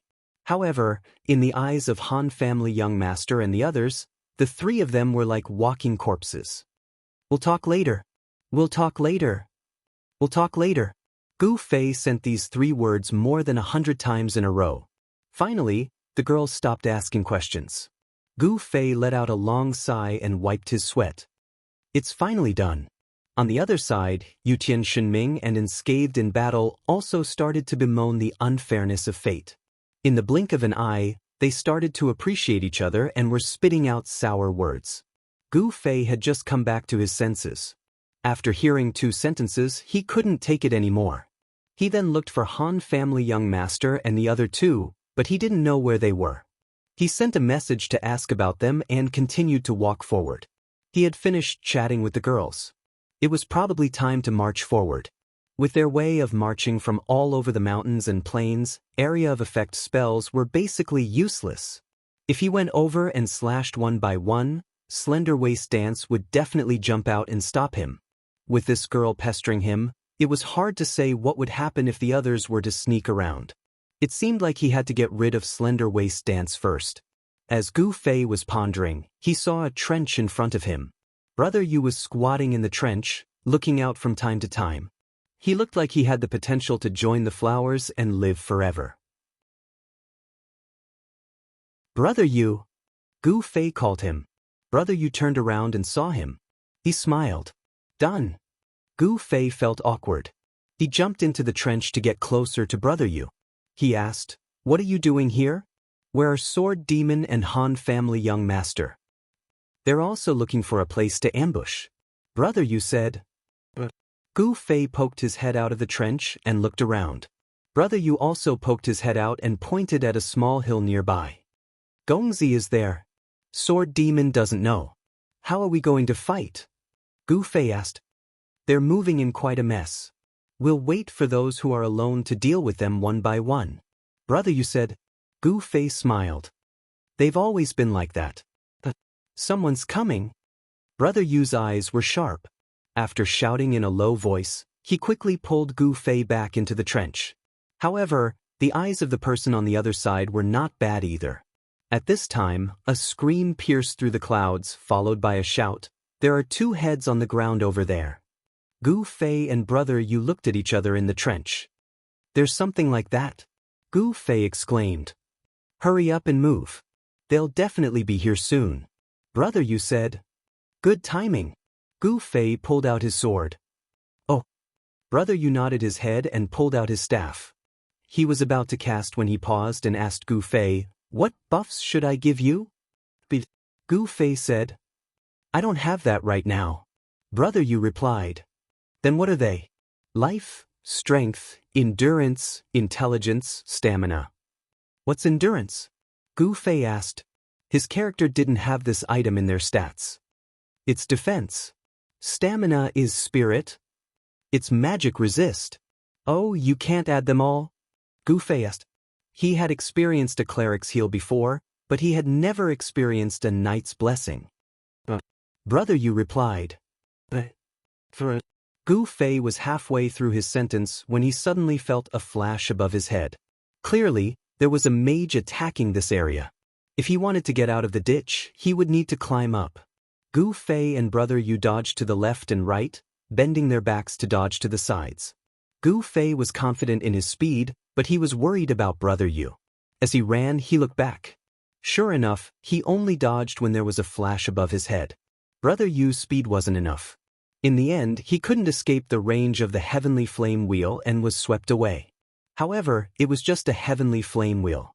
It wasn't enough to instantly kill him. Gu Fei let out a sigh of relief when he suddenly felt his body heat up. With a bang, sparks flew everywhere. He had been hit by the heavenly flame wheel. Gu Fei was depressed. He straightened his body and stuck his head out. He shouted towards the outside, "Who threw that? Can't you throw it more accurately?" Based on Gu Fei's understanding of the girls, he didn't think that this was some kind of cooperation. Someone had thrown it in the wrong direction, and it landed on Gu Fei's head. As expected, Ice Glaze outside the ditch said with a red face, I'm sorry, Xiaobing. I remember that you're quite skilled. Gu Fei said as he climbed out of the ditch. There were 4 girls standing outside the ditch. 2 mages, 1 priest, and 1 warrior. Normally, a mage, priest, and warrior would have similar movement speed, so the 4 of them ended up together. This was the unique scattered sand style of reborn amethyst. Gu Fei was reduced to fighting alone in this kind of automatic distribution, and so was Slim Waist Dance. Their movement speed was the highest in reborn amethyst. Gu Fei didn't know what to say next. If it was any other time, he wouldn't even need to say anything. But now that they knew each other, it seemed like he needed to explain something. Gu Fei quickly realized that Brother Yu's worries were necessary. It was indeed difficult to make a move. It was also inappropriate for him to use the Han family young master as an example. The Han family young master was a person who deserved to be beaten up. He had no qualms dealing with him. But when it came to the girls, Gu Fei realized that he needed to be mentally prepared. Unexpectedly, the ladies reacted even faster than Gu Fei in this awkward situation. The warrior suddenly came back to his senses and shouted, Qian Li is an enemy now. Attack quickly. Oh yeah. The girls snapped out of their daze. Fire wheel from the heavens. The 2 mages chanted together. Gu Fei didn't move. The girls' spell casting was too mysterious. Gu Fei was afraid that he would stand under the fire wheel if he moved, so it was better to wait for the wheel to come out. Flames flashed in the sky. Gu Fei looked up and saw that the two wheels were on target. He then calmly dodged and swung his sword. Fireball, shoot!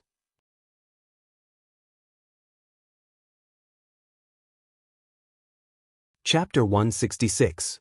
A fireball ignited on the sword blade, and the tip of the sword shot out, heading straight for the four girls. The girls panicked. In fact, with the current standards of the players, a lowly spell like fireball was basically nothing to them. They could casually grab something in their hands and knock it away. Even if it hit their body, it wouldn't be a big deal. But Gu Fei's spell was as terrifying as a beast in the eyes of the girls. Seeing the fireball coming, they scattered. Fireball had a tracking function, but Gu Fei's fireball didn't chase after any of the four. It just floated away. Gu Fei practiced fireball as a hidden weapon. He always threw it according to his estimation and didn't rely on the system to help him. Fireball, shoot! Ice Glaze and the other mage girl used the same move to counterattack Gu Fei. Gu Fei didn't panic.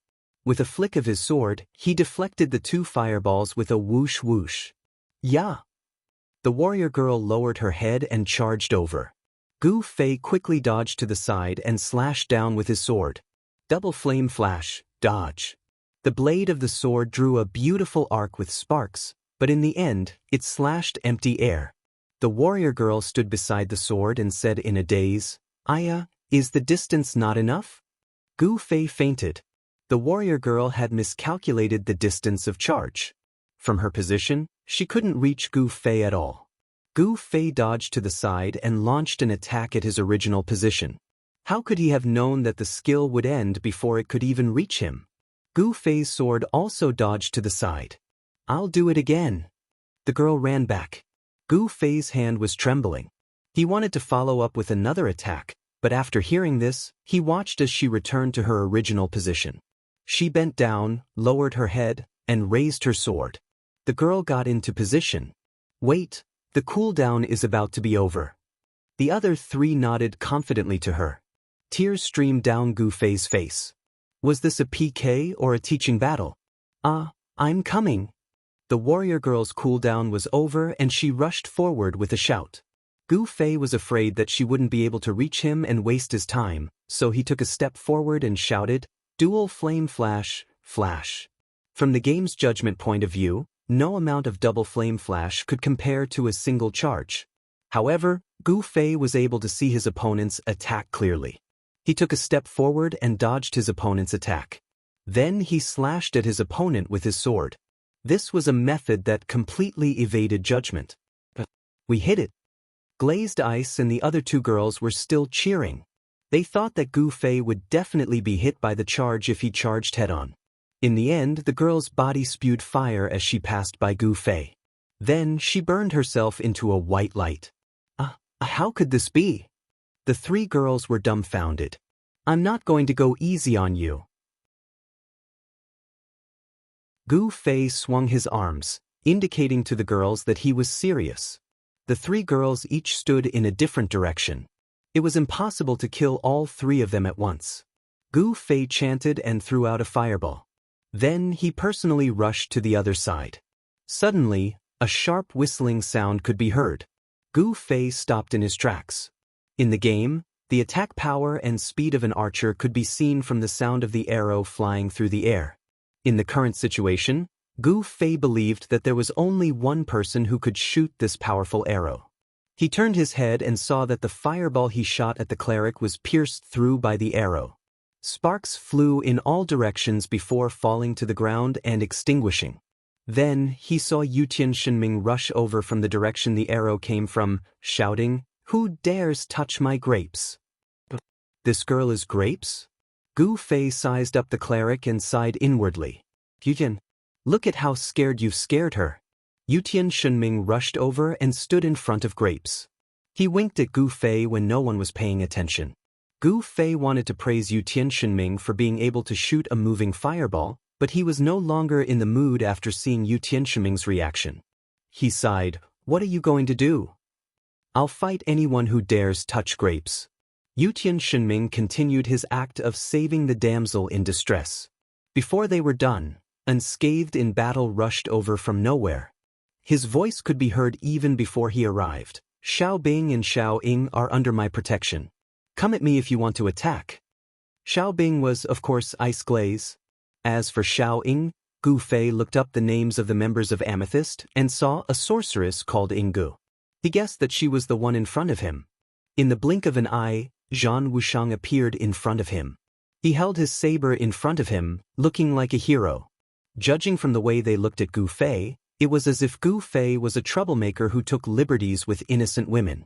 Gu Fei was furious. He did not know what to say. The girls were confused. Ice Glaze asked weakly, "What's going on?" "It's internal strife." Gu Fei snapped. Yutian Shenming and Unscathed in Battle stood straight, as if what they were doing was natural. The three girls looked at each other. They did not know how to deal with the situation. If that's the case, Gu Fei rolled up his sleeves. "I'll have to deal with you two first." Yutian Shenming said righteously, "Do you think it's that easy?" He raised his hand and fired a homing arrow at Gu Fei. Gu Fei flipped his sword and knocked it down. He completed his chant, "Fireball, shoot." Yutian Shenming did not dodge. He fired 2 consecutive arrows. One of them knocked down the fireball, and the other shot at Gu Fei. After Gu Fei released the fireball, he rushed towards him, and the arrow that was flying towards him dodged with a slight turn of his head. Imperial Sky God Ming laughed and turned to run. "Fuck!" Gu Fei cursed in his heart. Yutian Shenming's movement speed was about the same as Gu Fei's. If he continued to chase after him, it would be the same as when he fought against Tsubasa Sakuratsuka. No one could do anything to the other. On the other side, Zhan Wushang hurriedly tried to curry favor with the 3 ladies. "Let's go, there are 2 of us here." The 2 of them had already pushed Gu Fei into the role of the antagonist. "Ha, come and chase me." Yutian Shenming obviously knew that Gu Fei could not do anything to him, so he provoked him proudly. When he reached the ditch, he jumped over it. In the end, with a whoosh, the Imperial Divine Cry disappeared from the surface of the earth. "What's going on?" Unscathed in Battle was shocked. Gu Fei laughed in his heart. It was obvious that Brother Yu was hiding in the ditch. When Yutian Shenming jumped over the ditch, he pulled him down. Although Brother Yu was not as strong as them in terms of level and combat ability, he was definitely good at playing dirty tricks. Thinking back to when he owed the Han family young master the bill to drink the most expensive wine, Gu Fei only drank 3 glasses, while Brother Yu filled another bottle after 1 glass. He got the biggest advantage, but Gu Fei was the scapegoat in the future. Brother Yu's dirty tricks were obvious. No matter how strong an archer was, it was hard to win in close combat. Now that Yutian Shenming was taken down by Brother Yu, there was no need to worry anymore. Gu Fei turned around and rushed towards Unscathed in Battle with his sword. As a warrior, Unscathed in Battle obviously did not have the ability to kite Gu Fei. He stood still but did not forget to express his goodwill to the girls. "Stand behind me." The girls had long been confused by this mess. As soon as they heard Unscathed in Battle, they immediately showed their good qualities and ran behind Unscathed in Battle. Gu Fei rushed over quickly. Seeing Unscathed in Battle blocking his way, he spread his hands and held a sword in each hand. A berserk warrior after class advancement. Gu Fei's heart tightened. This kind of warrior's 2-handed whirlwind slash was very easy to deal with. Gu Fei had already experienced it from Unchung Matsu. Unchung Matsu was ranked 6th on the warrior leaderboard in the parallel world. Unscathed in Battle was currently ranked 3rd. He was also known as the #1 warrior in the game, so his strength was probably even more terrifying. As he thought this, he saw Unscathed in Battle lower his body and lower his sword. "He's coming!" Gu Fei shouted in his heart. He didn't dare to increase his speed. He hurriedly stopped and raised his sword, preparing to use a long-ranged attack to disrupt him. Unexpectedly, Unscathed in Battle's 2 swords suddenly came together in front of him, and he lowered his head. "Fuck!" Gu Fei was shocked. Then he saw Unscathed in Battle charge over. Gu Fei hurriedly dodged to the side. He raised his sword and was about to cast when Enscathed in Battle's head moved to the side. His two swords dropped to his side and he twisted his waist. Fuck again. This time, Gu Fei directly shouted. Gu Fei didn't know exactly how far Enscathed in Battle's charge was, but he was sure that his charge hadn't reached the end. He didn't expect him to cancel the skill midway. Moreover, the timing of the cancellation was so precise that he landed steadily in front of Gu Fei. Even worse, he immediately followed up with a whirlwind slash. Two-handed whirlwind slash's attack frequency was doubled. If he blocked it with one hand, he would be hit by the other sword before he was sent flying. This was something that Gu Fei had already experienced. To block this attack, Gu Fei could only think of one way: to use a two-handed sword. Characters without two-handed skills would use a two-handed weapon. The offhand wouldn't take damage, but blocks still existed. When Gu Fei's right hand stabbed forward to block the first slash, his left hand had already reached into his pocket and pulled out a fire baptism, instantly sending it out. Dang dang! Two almost indiscernible sounds rang out. Gu Fei's body flew backwards, his health rapidly dropping in the air. Even though his offhand could block's priority was very low. Against the extremely high priority whirlwind slash, Gu Fei was still injured. How depressing! Gu Fei sighed. Perhaps he could endure this attack if his health was full, but he had been hit by Ice Glaze's Heaven's Fire Wheel before. Whether or not Gu Fei could land on the ground alive would be discussed in the next chapter.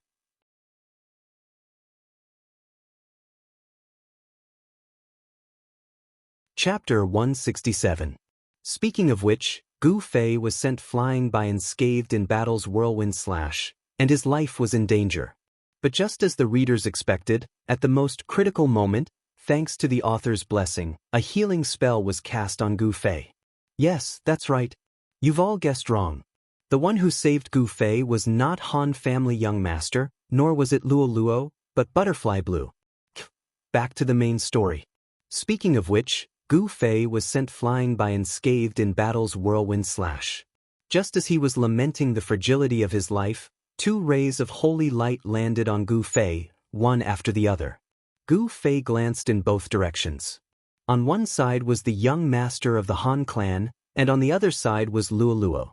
But the two faces were already locked in combat, clearly not expecting the other to show up. With two healing spells, Gu Fei's life was completely saved. He lay on the ground, panting.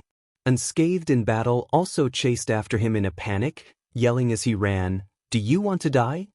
What kind of explanation was that? Gu Fei was dumbfounded, and flipped himself up. What are you talking about? Why didn't you dodge? Enscathed in Battle asked Gu Fei in a low voice. Can you block my whirlwind slash so hard? That's even harder to dodge, right? Gu Fei was dissatisfied. He had blocked whirlwind slash many times, but at that distance, he could only block and not dodge. After all, moving his wrist to block was much faster than moving his entire body to dodge. I slowed down. Enscathed in Battle said, I purposely left a gap for you to dodge. Did I? Gu Fei was surprised. To be honest, he was so focused on blocking the second attack that he did not pay much attention to the speed of Enscathed in Battle's whirlwind slash. Now that he thought about it carefully, he felt that Enscathed in Battle's stance was a bit slow. Didn't you see me signal you? Enscathed in Battle said. Did I? Gu Fei was surprised again. He had already decided to block whirlwind slash, and focused on Enscathed in Battle's sword, not his face. Enscathed in Battle had finished explaining, and raised his voice. Now you know how powerful I am. Stand to the side. With that, he turned to look at Ice Glaze and said, at the same time, the three girls who were rushing over from Luo Luo. Aya, luckily we're here. Qianli almost died, Junrain said. That's not right. Qianli is now an enemy. Sister Luluo, why did you save him? The other girl was clear-headed. It's a mistake. I'm used to it. Luluo explained. Standing on the hilltop, the Han family young master slapped his forehead.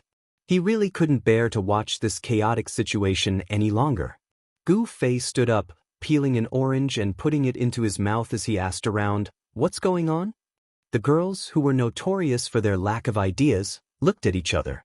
Under normal circumstances, they would naturally start fighting. However, the girls were not stupid. They knew all too well what kind of experts were in the elite group. There was no need for them to fight. They would only be asking for a fight. Gu Fei alone was enough to take care of the 6 of them. Unscathed in battle whispered to Gu Fei, "Don't embarrass me. Let's go somewhere else and fight later." Gu Fei felt helpless. He looked at the young master of the Han clan, who was standing at the top of the mountain. The young master of the Han clan was expressionless, so he shouted towards the trench, "Where's Yu Tian?" Brother Yu poked his head out. "Yu Tian said he's not here." A depressed cry came from the ditch, followed by a song of, "Why is it always me who gets hurt?" The song gradually faded away. Obviously, Unscathed in battle had shown his face in front of the girls. However, Yu Tian Shenming was completely embarrassed. Those who didn't know the inside story would definitely think that he fell into the ditch while flying a kite. "Wow, someone fell into the ditch." June Rain pointed at Brother Yu's head and laughed. "Aren't they all experts? How did he fall into the ditch?" Brother Yu climbed out of the ditch gloomily and looked at Gu Fei with a questioning gaze, meaning, "What should we do?"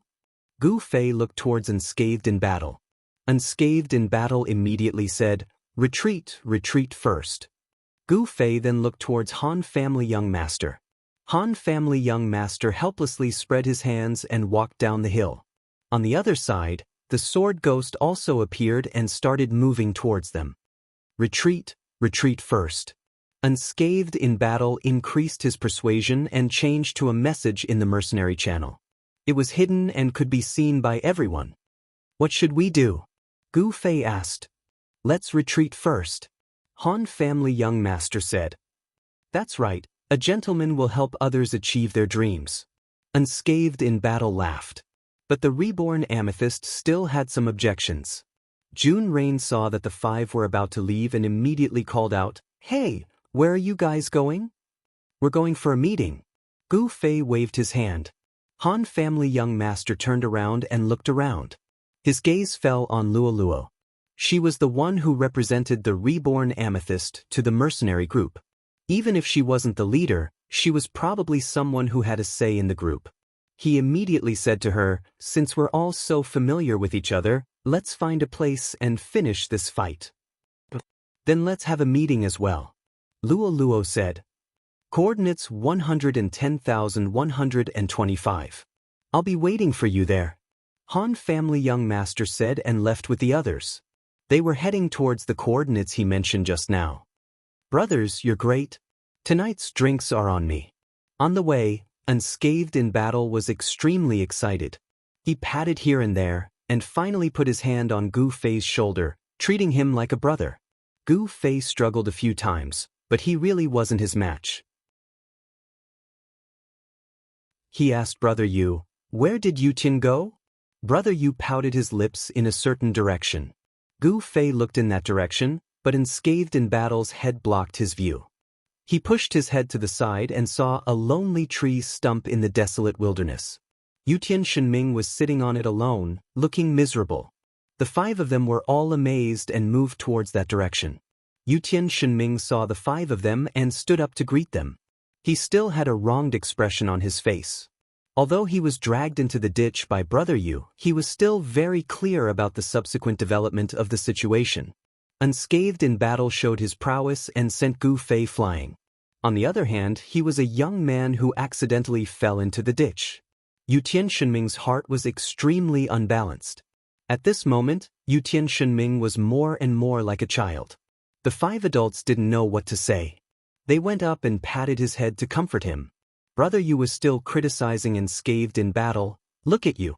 You're already an adult. Why are you snatching a girl from a child?" Bringing Yu Tian Shenming, the 6 of them arrived at the location mentioned by Han Family Young Master. It was a spacious area. There were no trees, mounds, or the ditch that Yu Tian Shenming hated. "How are we going to fight?" Gu Fei asked Han Family Young Master. "What about the 2 of you?" Han Family Young Master asked Unscathed in battle and Yu Tian Shenming. Unscathed in battle chuckled. "We've messed around enough. Of course, we have to be serious." He had already shown his face in front of the girl and suppressed Gu Fei. He had nothing else to ask for. However, Yutian Shenming was unwilling. It was just that this was a serious moment to decide the outcome of the battle. It wasn't good for him to cause any unnecessary trouble. He could only show a sad face and express that he would follow the arrangement of the organization. Since everyone is willing to fight, there's no need for any tactics. We'll just face the enemy head-on. Han family young master said casually. The others nodded. Unscathed in battle was the most enthusiastic one. He patted Yutian Shenming's shoulder and said, "Yutian, do a good job. Let the girls see how good you are. You can also show off your skills." Yutian Shenming nodded listlessly. The 6 of them didn't wait for long. They saw the girls coming from all directions. The order of arrival was based on the character's movement speed. Slender Waist Dance was the first to arrive. "You're all here?" Slender Waist Dance yelled. Gu Fei turned around and glanced at her. "Can't you count?" "Just you wait. I'll take care of you later." Slender Waist Dance bared her teeth. She looked like she was about to pounce and bite someone. Amethyst Mercenary Group had a total of 20 people. Gu Fei had taken care of one of them, so there were still 19 left. When Imperial Sky God Ming saw the ladies, he immediately put away his lifeless face and raised his cute smile to greet the ladies he was familiar with. After sending Gu Fei flying, Unscathed in Battle's confidence was boosted. He didn't greet the girls like Yutian Shenming did. Instead, he coolly stood to the side and waited for Yutian Shenming to finish greeting them. Then he smiled and said to the girls, "Now it's time to fight. Don't blame us." The girls also smiled. "Don't blame us either. If everyone's here, then let's start." Han family young master said calmly. The 2 sides stood opposite each other. The Child Elite group stood in a single row. The Amethyst Mercenary group stood in 2 rows. The Warriors and other close combat classes stood at the front, while the Mages, Archers and Priests stood at the back. The girls knew how to set up the most basic formation. "Let's fight. Stop dilly-dallying. Do you want me to make the first move?" Han family young master said lazily. "Go." Zhan Wushang looked like he wanted to let the ladies have a taste of his prowess. With a loud roar, he charged forward. On the other hand, the girls on the other side were quite calm.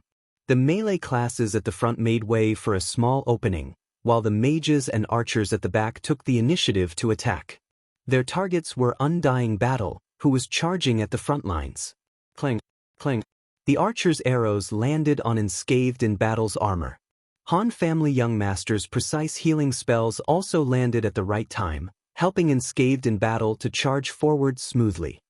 Heavenly Fire Wheel. 1,000 Flames of the Flaming Tree. The mages chanted. Although Unscathed in Battle was the only one charging forward, the reinforcements were right behind him. He could use AoE spells in case of emergency. As an expert, Unscathed in Battle would not be hurt by spells so easily. As soon as he heard the chant, he immediately used Charge, dodging the spells and charging into the group of girls. The close combat classes immediately surrounded Unscathed in Battle, but this was the result he wanted. He flipped his swords and was ready to cast Whirlwind Slash. However, Gu Fei had already taken a few steps behind him. He pointed the night streamer in his hand and completed the chant, 1,000 Flames of the Flaming Tree, rise.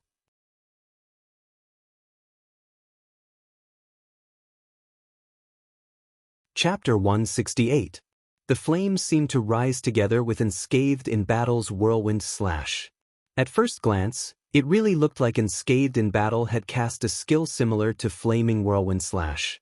The fire borrowed the power of the wind, and under the effect of the Whirlwind Slash, the flaming 3,000 layers flames spread outwards with Unscathed in Battle as the center. Unfortunately, the girls were also surrounding him, and in an instant, the flames had already engulfed everyone. Even the experts of a big guild like Singing Wine were within the range of Gu Fei's spells, so of course the girls weren't enough. At this time, the system was continuously reporting the changes in the points of the 2 sides. White light flashed in the sea of flames, and brother, you couldn't help but sigh, "Crazy, too crazy, I'm going to record this." But under the light, A figure appeared in the blink of an eye, rushing towards Gu Fei at an extremely fast speed.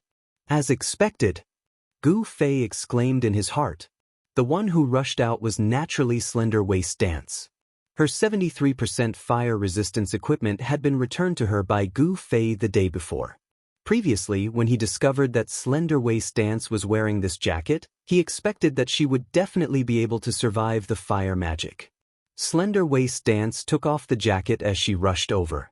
This was the same discovery that Gu Fei had made when he was flying towards Singing Wine's magic formation yesterday.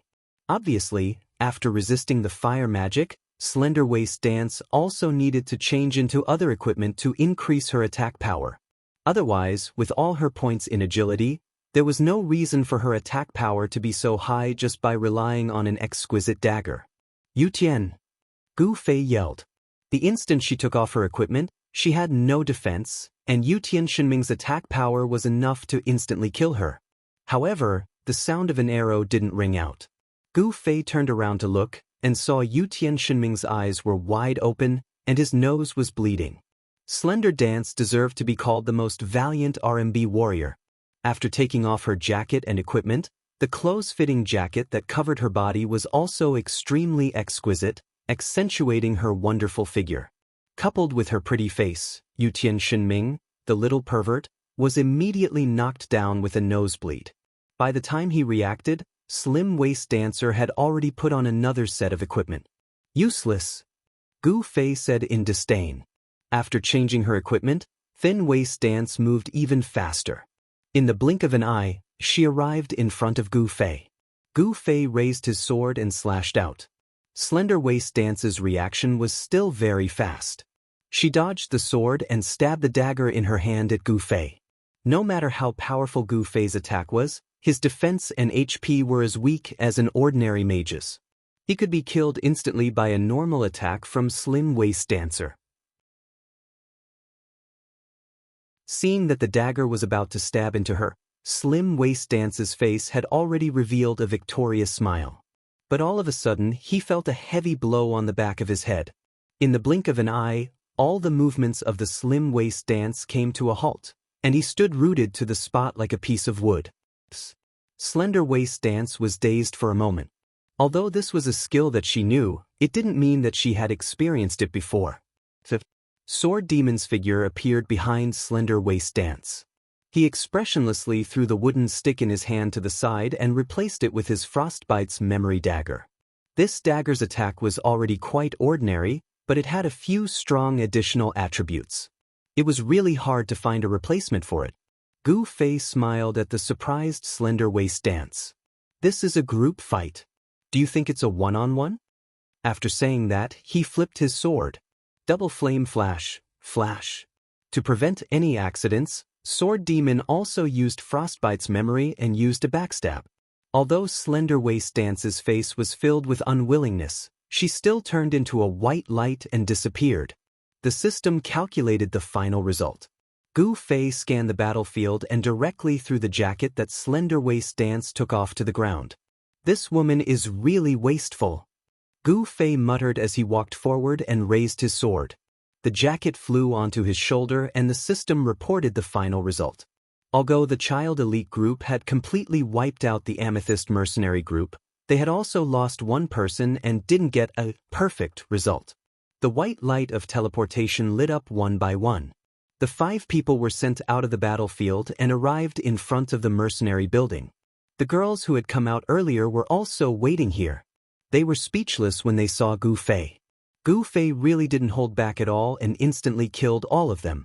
Slender Waist Dance glared at him angrily. It was obvious that she was unwilling to be ambushed by Sword Demon. Gu Fei didn't care. He pulled the jacket off his shoulder and threw it to her. You don't want your jacket anymore? Slender Waist Dance caught it and her expression became much better. At least you have some conscience. It's a competition, so of course I have to do my best. Don't you guys agree? Gu Fei shouted at the girls. The girls looked at Gu Fei with disdain and dispersed. Yu Tian Shenming and Unscathed in Battle were elated. It seemed like Gu Fei's image in the eyes of the girls wasn't that great after all. Brother, you concluded like a philosopher. If there's no distance, there's no worship. This saying is correct. This mercenary competition ended relatively quickly, and there was still a long time before the next guild competition. The few of them surrounded and scathed in battle. You're the one who said it to. Unscathed in battle stopped smiling and stared at Gu Fei with a serious expression. What happened? Give me an explanation. On the battlefield just now, Gu Fei had killed both the girl and unscathed in battle. In order to let you dodge, I slowed down my chant. Gu Fei said. Really? Unscathed in battle was confused. Didn't you see me signal you with my eyes? Gu Fei said. Really? Unscathed in battle raised his voice. Ask everyone. Gu Fei waved his hand at the others. Everyone nodded. Unscathed in battle was relieved. Let's go drink. It's my treat. Unscathed in battle was excited again. Wait. Yutian Shenming suddenly said.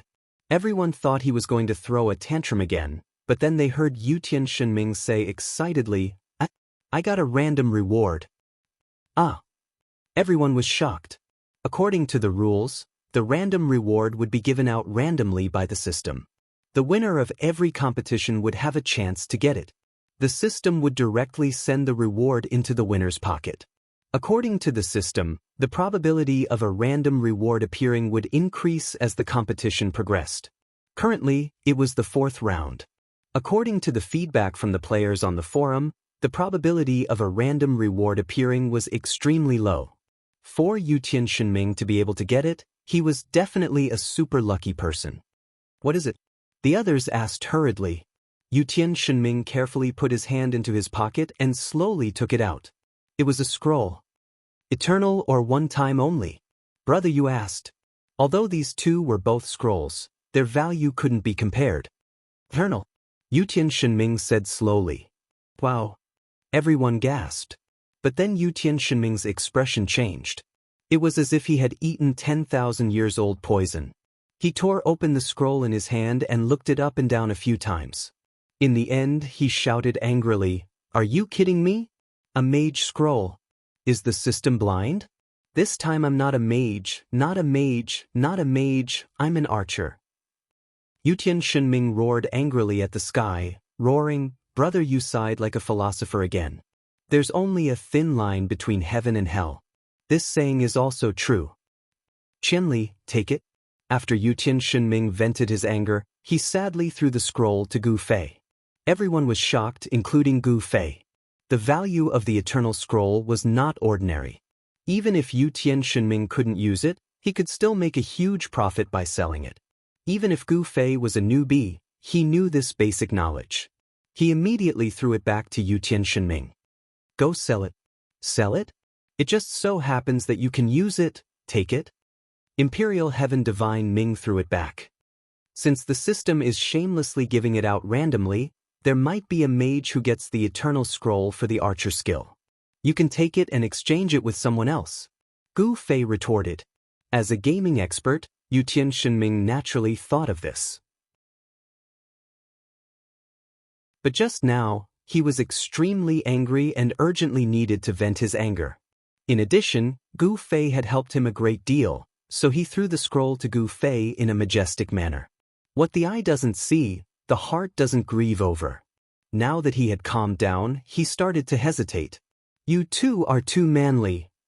Unscathed in battle expressed his admiration. Such a valuable thing, one wanted to give it away, and the other refused. Unscathed in battle felt that their characters were worthy of admiration. Then he heard Gu Fei shake his head and say, I can't use that scroll. What? Everyone was shocked. Say I don't have lightning mana. Gu Fei said. As it turned out, this guy had already used it when he received the scroll. Everyone suddenly understood. So you're saying, you have to become a lightning mage to use it? Brother, you said. Probably, but I want to change to water to slow down the enemy. That's more useful. Gu Fei said. Those who were faster than Gu Fei and kite him made Gu Fei extremely angry. So that means Yutian's dream of using the scroll to get 2 classes is impossible. Brother, you sighed. Everyone nodded. If that's the case, then I'll take it and see if anyone wants to exchange it. Yutian Shunming could put the scroll away with a clear conscience. Post a message on the trading forum and see if anyone wants to exchange it. Brother Yu suggested. But Yutian Shunming nodded.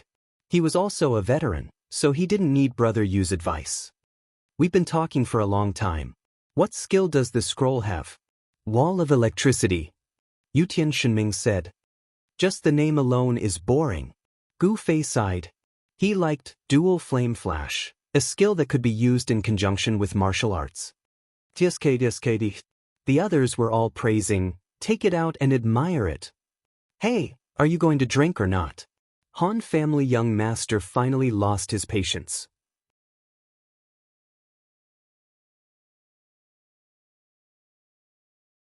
Chapter 169. The six of them went to the tavern in a grandiose manner.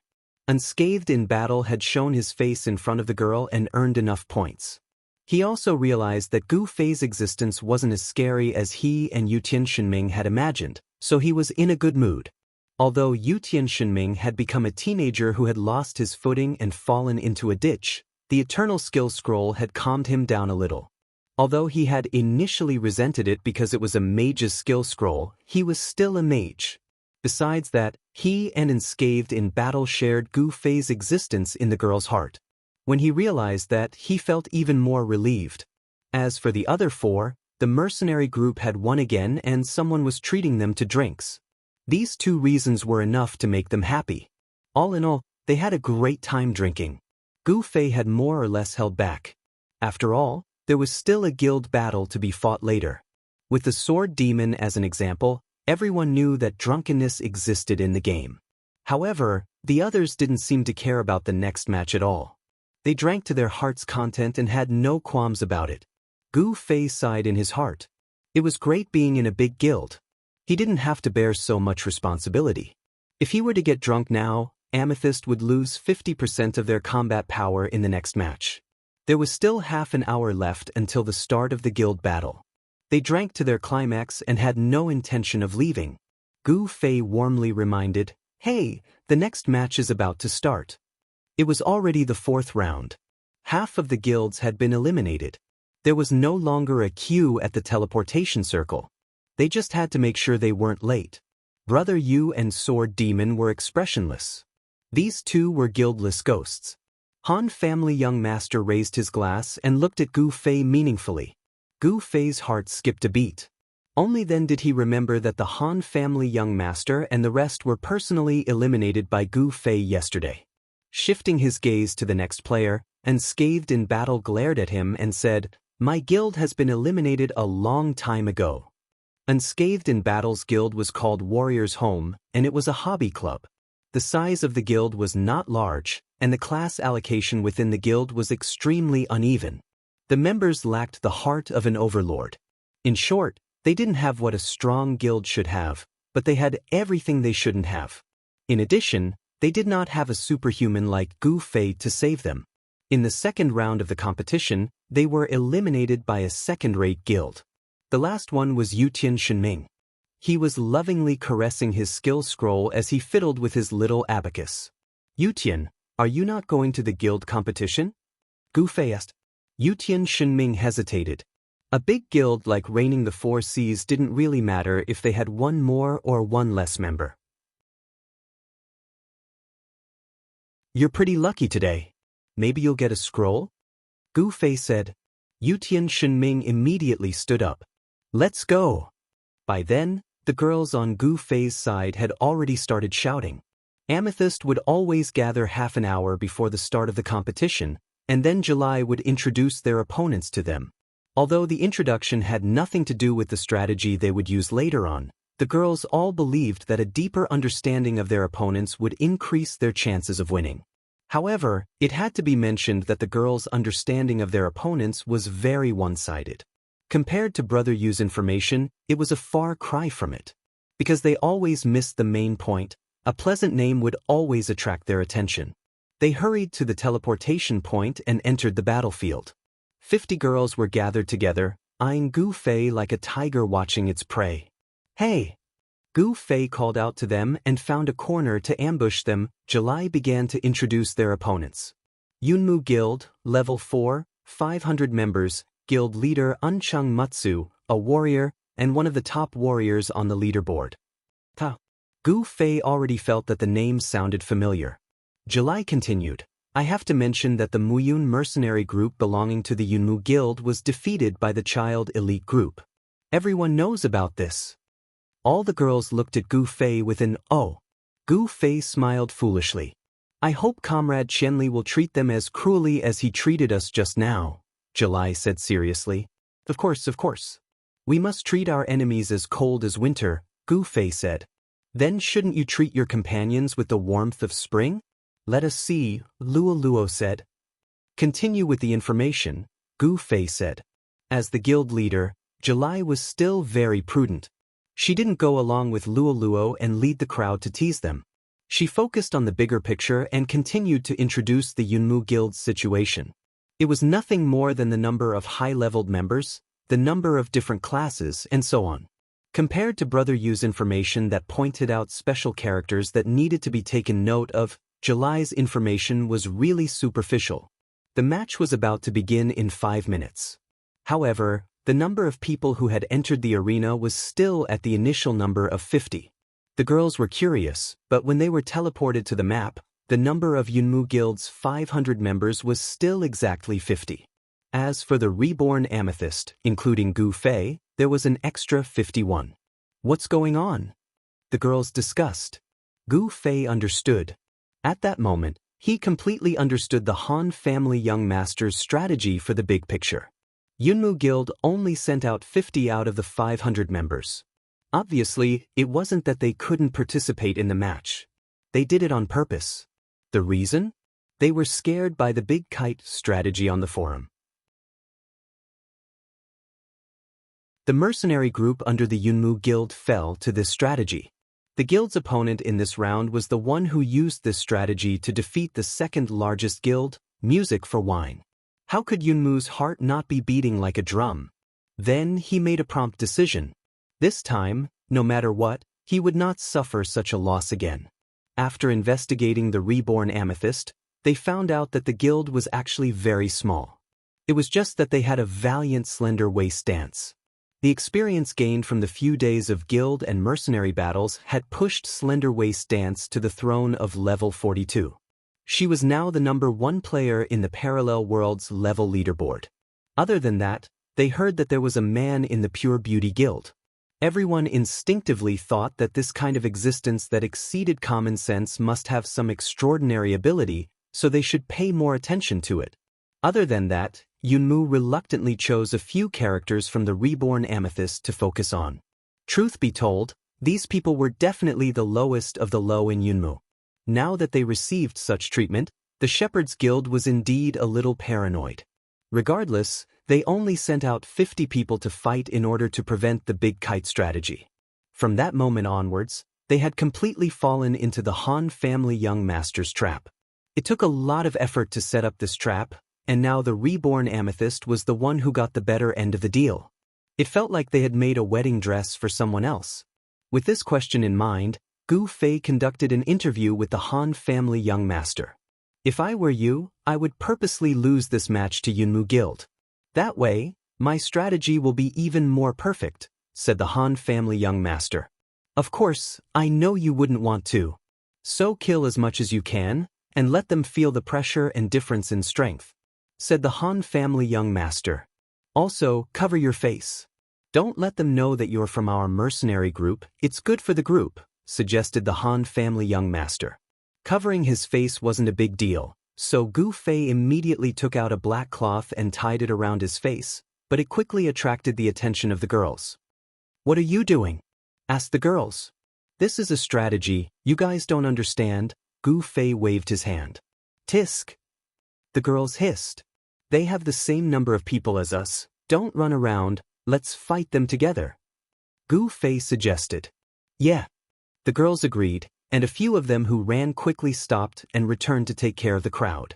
Hey, come back, the group has decided to fight together, Gu Fei sent a message to Slim Waist Dance. When did they decide? Asked Slim Waist Dance. Just now, said Gu Fei. Fuck, Why didn't you say so earlier? I already saw the enemy. Slim Waist Dance ran back gloomily. The group of girls gathered together seemed to have a bit of an imposing manner. It was just that their chatter was a bit noisy. After walking a few meters, the girls suddenly came to a realization. Since we don't need to split up, why should we run?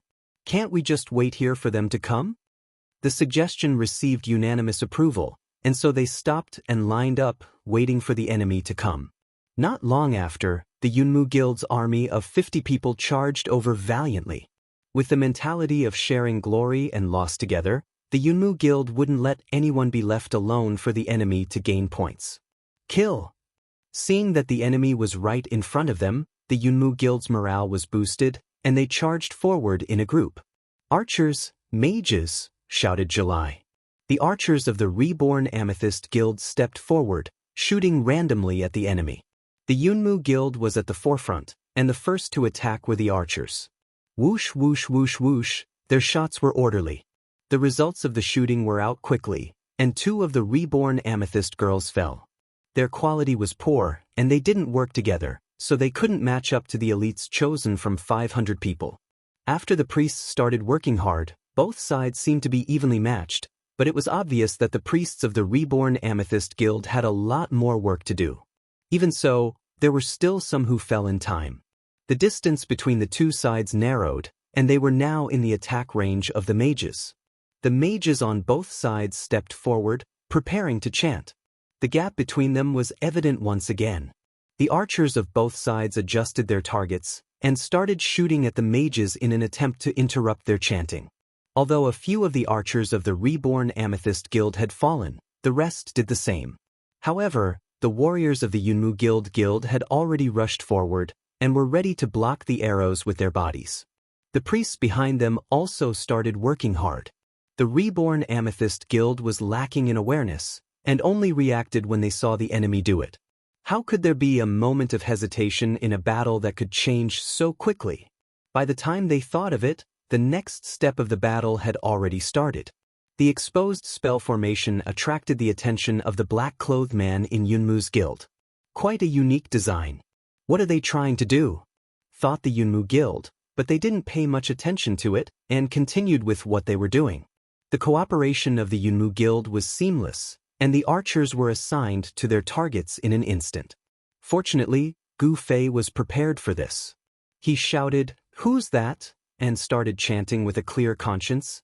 1,000 flames of the cinder tree rise. Fire wheel from the heavens fall.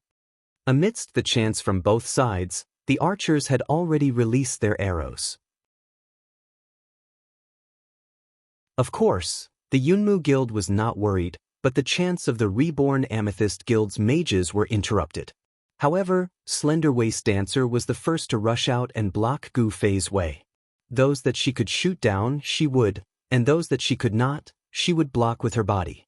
With good equipment and high defense, Slender Waist Dancer would not die from a few arrows. The reborn Amethyst Guild girls had already started to dodge the spells, and it was a mess. On the other hand, the Yunmu Guild was calm. The only one who had completed the chant was Gu Fei. A single person's spell was nothing to be afraid of. That was a very mature judgment. The Yunmu Guild did not mind, and advanced in the midst of the chaos, ready to take down the reborn Amethyst Guild. Even when the fire wheel flashed in the sky, and the flames rose from the ground, they did not waver. It was just that the priests waved their staffs a little faster. And so, when Gu Fei's 2 spells were perfectly cast, the Yunmu Guild members suddenly felt empty. How did the perfect formation of 50 people suddenly become empty? How did the companions who were just beside them disappear in the blink of an eye? In front? Behind? Left? Right? They could not find them anywhere. All they could see was a sea of fire. What woke them up was the god of the system, who was everywhere and always kept a clear head. The system kept reminding them, and finally announced the current point ratio between the Yunmu Guild and the reborn Amethyst Guild, 14-36. The reborn Amethyst Guild girls cheered in panic. The Yunmu Guild members were baffled. "Let's go!" Gu Fei pushed Slender Waist Dancer's back. Slender Waist Dancer nodded and leaped forward. Gu Fei followed closely behind her. The girls who were running and dodging all over the place just now also began to attack in a scattered manner. Gu Fei's spell landed in the middle of the Yunmu Guild formation, splitting the left and right sides into two. Even so, the two sides still lined up neatly. The Yunmu Guild's teamwork was excellent. However, before they could come back to their senses, Slender Waist Dance and Gu Fei, who had rushed over from the left and right, had already started a massacre. The score kept changing. When the other girls arrived, half of the Yunmu Guild members had already been killed by Gu Fei and Slender Waist Dancer. After that, Gu Fei, who had used up all his mana, retreated to eat a banana. Slender Waist Dancer's speed also decreased after she finished sprinting. But with the absolute advantage in numbers, the girls were not at a disadvantage at all. The Yunmu Guild members fell one after another.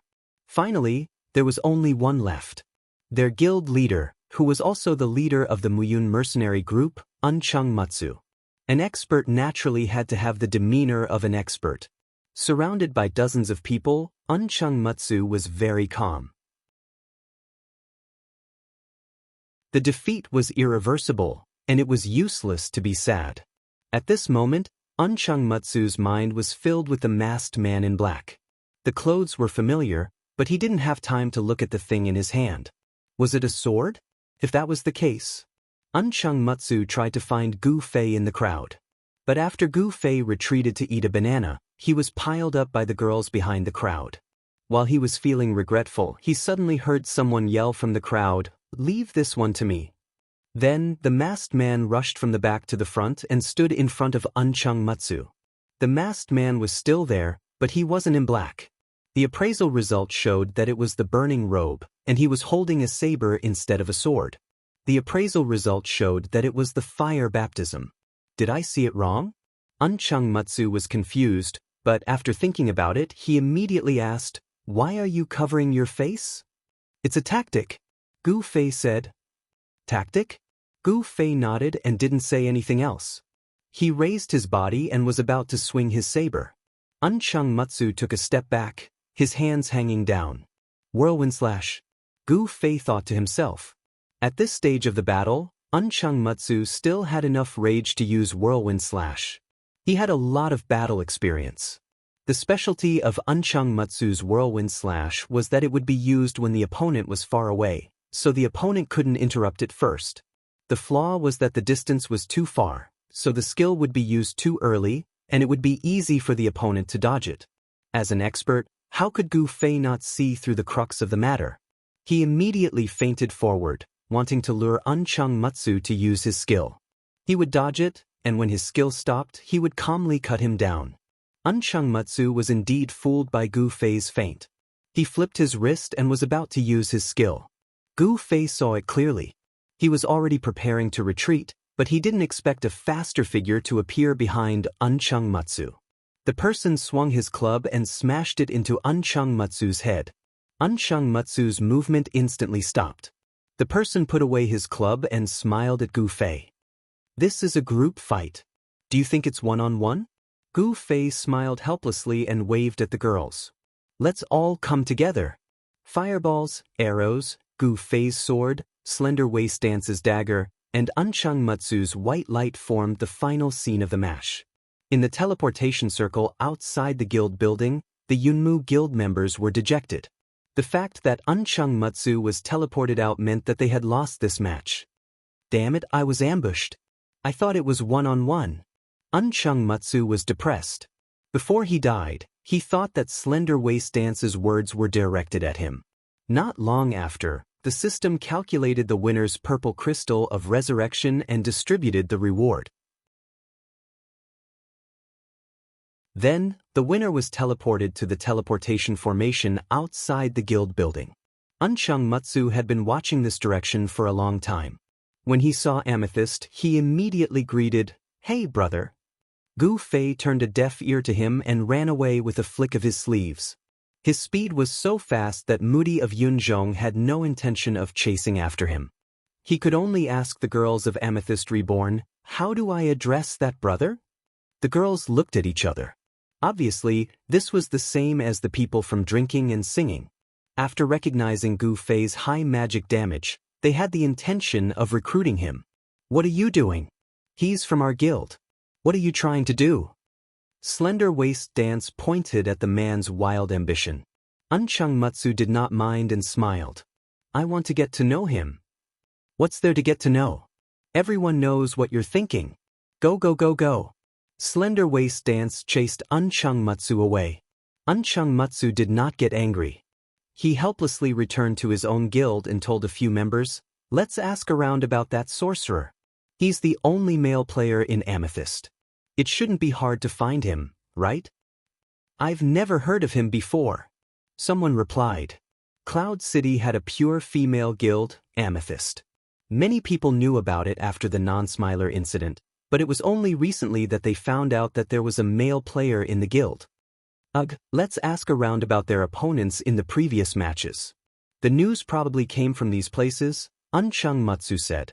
"Maybe some of them know him." Unchung Mutsu suddenly remembered something and slapped his thigh. "Fuck me. When I asked the people from singing and drinking about how they lost the last match, they didn't mention anything about such a powerful sorcerer. Damn it, they've been thinking about this for a long time. Fuck, hurry up. Ask everyone in the guild." The people from Yunmu Guild quickly went to ask around. Every corner of Cloud City was filled with rumors about a masked man in black.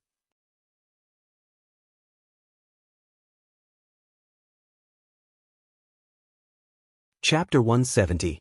As early as a few years ago, people knew that the most precious thing in the 21st century was talent. There were 3 types of talents that were absolutely indispensable in building a guild. First, a charismatic leader. Second, a strategist with wisdom. Third, an assassin with strong combat abilities. The first type of talent only needed one, the second type of talent depended on the size of the guild, and the third type of talent was the more the better. Every player in the game could be considered as the third type of talent. However, a mage like Gu Fei who could insta-kill anyone with a wave of his hand was a talent that was second to none. He was the best of the third type, and could take on the role of a core assassin in any major guild. A core assassin usually had the strength to fight a group of people alone. As the core of a team, the entire team would revolve around him to create a unique strategy that could maximize his power. Assassin players were everywhere, but there were too few who could become a core assassin. This kind of peerless expert would either have a solid amount of RMB as a backing, or have the unparalleled luck of triggering a hidden mission just by taking a fall, or they would have a close team that had strong relationships with each other, and everyone would work together to create such an expert. Among the 5 roaches in the parallel world, Slim Waist Dancer was definitely the first type. Players like Southblade and Deepwater, these 2 professional players, most likely had the support of a studio and were part of the power of a group. The situation of the other 2 was temporarily unknown. As the main character, Gu Fei could basically be considered as the second type of talent with luck. In addition to the unusual incident of bringing a full set of martial arts skills into the game, he had directly stepped into the 5 roaches territory. Therefore, it was not difficult to understand why the guild leaders who had seen Gu Fei's powerful spells would always remember him. That night, when Gu Fei was sleeping peacefully, Singing Wine and Yunmu held an emergency meeting that very night to discuss the issue of discovering this powerful mage. Originally, Singing with Wine had already started working on this project yesterday, but the reply that Purple Crystal Rebirth had promised them had yet to be heard from them. As for Against the Current, he was too embarrassed to pursue the matter. After all, even a blind man could tell that he was trying to poach Aqua Rose. It was only natural that Aqua Rose would keep quiet about it.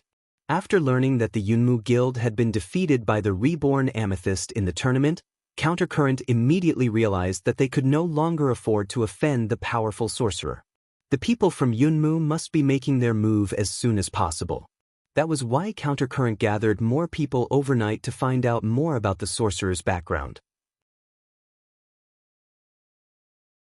In the offices of the 2 major guilds, the leaders of the 2 major guilds said the same thing. "We have to be quick. We have to find out the mage's identity before Yunmu. We have to make contact with him." Even the plans discussed in the meeting were very similar. Firstly, Coming into contact with the reborn amethyst was naturally the fastest and most effective method. He had to think of a way to try it. Secondly, there might be people who could recognize the reborn amethyst's opponents within a few days. Thirdly, get in touch with everyone in Cloud City. There might be people who could recognize the sorcerer. Lastly, he had to emphasize that he could not reveal that the sorcerer was a powerful character. He had to find out more about him in the right way to avoid attracting the attention of the second Yunmu guild member. With that being the case, there was a slight difference in how the two guilds carried out the plan. Singing Wine was indeed a major guild full of talents. When they mentioned getting in touch with the reborn amethyst, a few handsome guys who claimed to be experts in picking up girls immediately volunteered. They claimed that if they were to launch an attack together, there would definitely be people in the Reborn Amethyst Guild who would be charmed. Then, they would ask questions without leaving any traces behind. When Countercurrent heard that it was a good idea, he immediately approved the few handsome guys to pick up girls. He also promised that if they succeeded, the guild would bear all the expenses incurred in the process. On the other hand, the Yunmu Guild was not inferior to the men. The one who volunteered was a female player. The plan was to apply to join the Reborn Amethyst Guild. By then, there was no need to say anything. All they had to do was look at the guild's member list and the truth would be revealed. It was very simple. Unchung Mutsu nodded in approval when he heard that it was a good idea. He also promised that he would find a way to compensate for the guild's losses due to quitting the guild due to the mission. The execution of the second plan was relatively more consistent. They started from the website. They would first check who the Reborn Amethyst Guild's opponent was before contacting them. Both of them were small guilds that were completely out of Countercurrent's and Unchung Mutsu's sights. It was not easy to find out who the members of these unknown guilds were. Fortunately, they could find out who the guild leaders of these two guilds were in the guild building. Countercurrent and Unchung Mutsu entered the guild building almost at the same time. Both of them were leaders of major guilds in Cloud City. Although they did not know each other personally, they still recognized each other when they bumped into each other. Both of them guessed the other's intentions when they saw the same route. They smiled awkwardly at each other and went about their own business without saying a word. The names of the two guild leaders were quickly found out. The first one was added as a friend. He was not online. The second one, when they saw the name, Countercurrent and Unchung Mutsu's hearts skipped a beat. Tsubasa Sakuratsuka was actually a top player on the level ranking leaderboard. Even if this kind of expert was online, the friend switch would not be turned on. The two of them tried it out and sure enough, it was true. When they walked out of the building with a gloomy expression, the two of them met again. When they thought that the other party must have experienced the same thing as them, they could not help but feel a little better. Actually, there was still a loophole, but the two of them did not know about it. However, they could not be blamed for this. Who would have thought that Tsubasa Sakuratsuka's friend option would be so wretched as to only allow female characters to add him as a friend? Plan 2 obviously needed time to continue, so it could be carried out at the same time as Plan 3. The two guilds sent out a large number of people to follow up on Cloud City and its surrounding areas. Do you know a male player in Amethyst? This was a common question that everyone asked. There were only two answers. First, did Amethyst accept male players as well? Second, why you asking again? For you. Due to the lack of scientific consultation and unity, coupled with the players' mobility, many players were harassed by this question multiple times. Some of the more fragile ones could not take it anymore and ran to the offline area to log off with tears streaming down their faces. That night, Cloud City had the lowest number of players online since the game's launch. It was all because of the two guilds' questions. What was even more tragic was that there was still no conclusion. During the search, they met Amethyst's opponent from the first two rounds. The conversation was as follows. You guys fought with Amethyst before, right? The entire guild was shaking hands excitedly when they heard the news. They finally found her.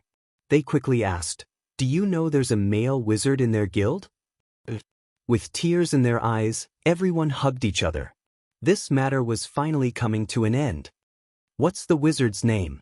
They pricked up their ears, afraid that they had misheard. How would I know? The other party retorted. At $% and the people of the two great guilds had played the question and answer game for an entire night, so their nerves had become somewhat weak. They had unexpectedly forgotten that even if it was these two guilds, it was more likely that they were in the same situation as Song and Wine and Yunmu. The entire guild had seen this person, but no one knew his name. I live in the martial world, and the martial world is filled with legends about me, but no one knows who I am. A blurry figure in black appeared in front of countless people from the two guilds, and spoke slowly to everyone. When Upstream and Unchungmutsu rested at a tavern in the city, it was already the 47th time that the two of them had met by chance that night. Before this, the two of them had met at the 46th corner of Cloud City. As the guild leader, of course he had to set an example. The number of questions and answers they had played was no less than any other guild member. Now that they had met again, the hostility from before had completely disappeared and was replaced by mutual appreciation. Sit. Upstream said weakly to Unchungmutsu. Unchungmutsu sat across from Upstream with a tired face and waved at the tavern's waiter. Wine. How are things on your side? Upstream asked. Why are you asking? I'm the same as you. Unchungmutsu said. This question shouldn't have been asked. Their expressions were carved from the same mold, and it could be seen how similar their situations were. Sigh. They both let out a long sigh, and Unchungmutsu's wine was brought over. Cheers to you, you've worked hard. Unchungmutsu raised his cup to Upstream. You've worked hard too. Upstream smiled bitterly, and the two cups clinked together, and both drank it in one gulp. I don't understand, such a strong person, why isn't he famous at all? Unchungmutsu said. Upstream shook his head. Maybe there are too few people who are pulling all-nighters. If it was during the day, we might have gotten something. Maybe. Unchungmutsu also agreed with this statement. This was because their first plan was always killed because of this reason. The girls from Amethyst who were reborn didn't seem to be online during the night. The group of handsome guys sent out by drunken songs went around the city and created coincidental encounters. Every time they met a girl, they would ask, "Are you Amethyst?" And when they heard that they weren't, they would turn around and leave. Soon, many girls in Cloud City were angry. What's the meaning of this? So what if you're not Amethyst? Do you want to be looked down upon? This time, all the girls in Cloud City were offended. A few of the girls who were good at picking up girls didn't know that if they wanted to pick up girls from now on, they would have to go far away. The spy sent out by Yunmu Guild went straight to Amethyst's office, but there was no one there either. The guild leader wasn't online either. In order to show their sincerity in joining the guild, they simply waited there like idiots, and were even sitting at the door. After that, the group of girls from Drunken Songs mistook them as members of Amethyst, and went up to try to please them. When they finally understood, both sides almost got into a fight. Speaking of this, both of them shook their heads. This happened on the 40th time they met, and it was resolved through negotiation. At the same time, their first plan was seen through by the other party, and I immediately used it. However, Drunken Songs quickly found a candidate for the female spy. Yunmu Guild also wanted to get a few handsome guys to seduce them, but no one dared to do so despite the generous reward. Because of this, Unchungmutsu was still a little indignant. I say, what are you going to do next? Against the current asked. This. Unchungmutsu hesitated. Sigh, why can't I say it? If we keep going like this, I guarantee that in the end, we'll only find out one step after another, and neither of us will be faster than the other. Do you believe me? That's not what I mean, I just haven't thought of what to do next, Unchungmutsu said. I don't think it's a good idea to keep asking.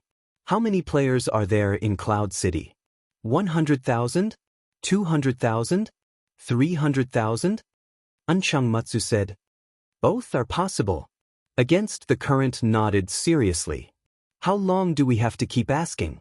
You have to know that our guilds only have around 1,000 people in total, and we can't guarantee that we won't repeat our questions. You still dare to ask repeated questions? If we repeat any more, I think our guild will be kicked out of Cloud City, Unchungmutsu said. Against the current smiled slyly. Heh, I won't lie to you. Last night, Everyone who asked who we were, I told them to say that we were from Mud Cloud Guild. Unchung Matsu paused for a moment, and then suddenly laughed out loud.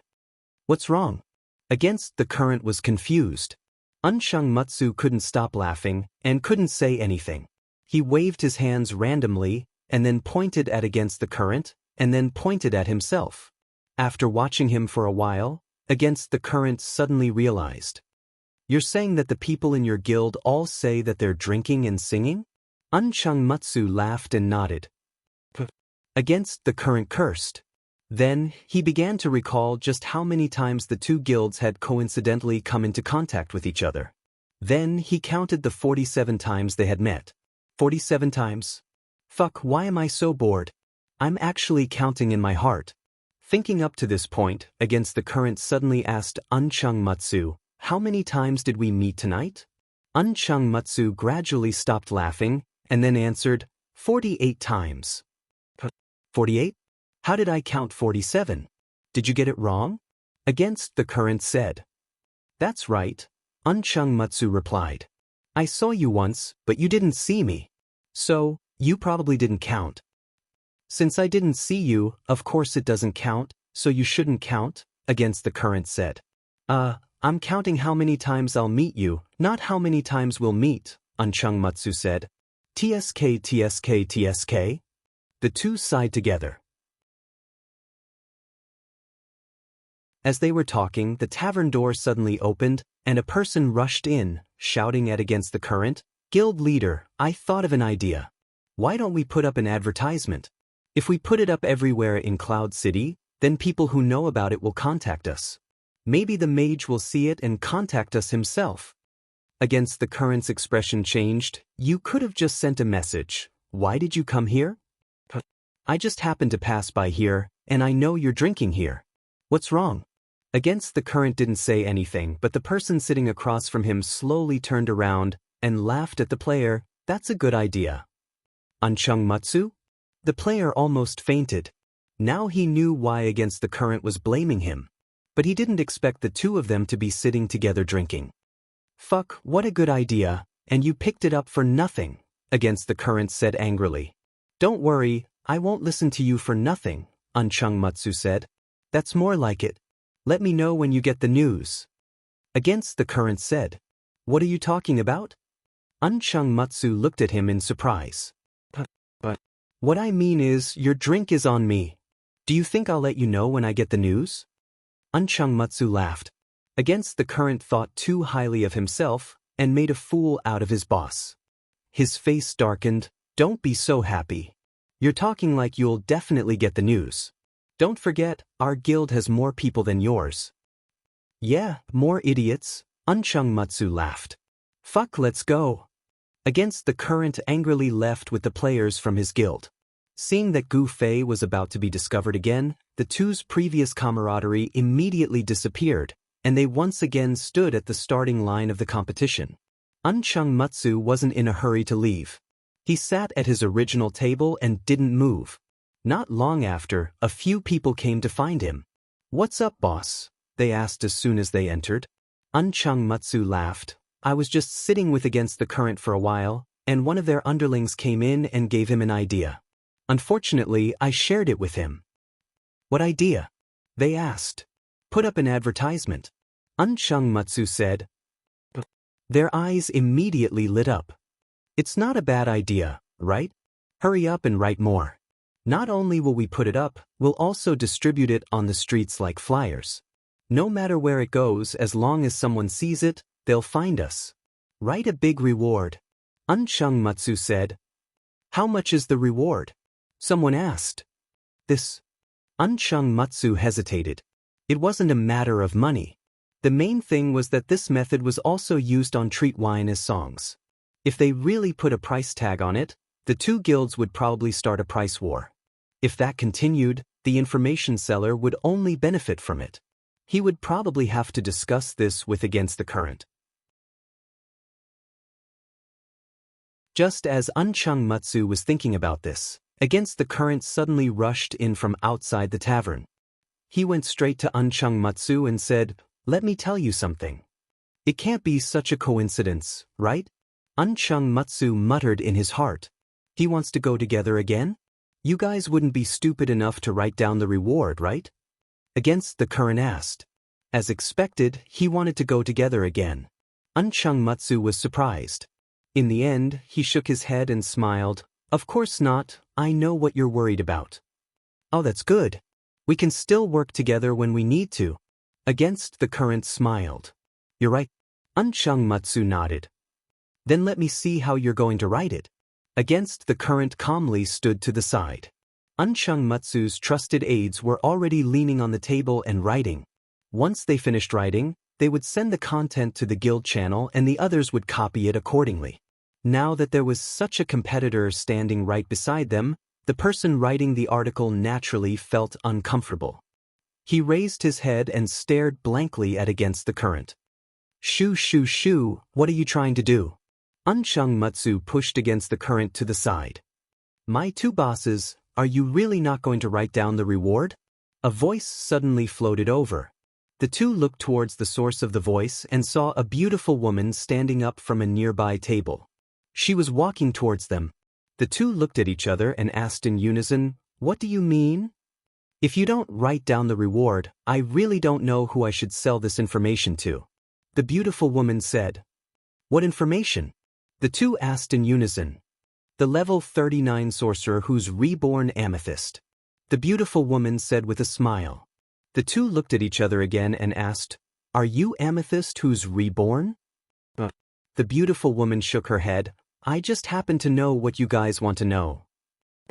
How do you know? Because I know the person you're looking for. The beautiful woman said. What's his name? The two asked in unison. The beautiful woman was still smiling, but she didn't say anything. Oh. The two came to their senses. Against the Current thought for a moment, then smiled and said, Beautiful, don't leave yet. He then pulled Unchung Matsu to the side.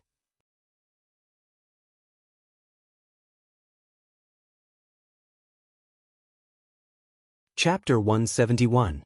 The beauty didn't move from her spot. She went Against the Current and pulled Moody to the side. This woman has been here all along and knows our intentions.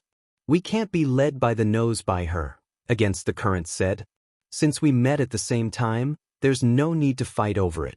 Let's name a price together and buy her information. Unchung Matsu nodded. That's for the best.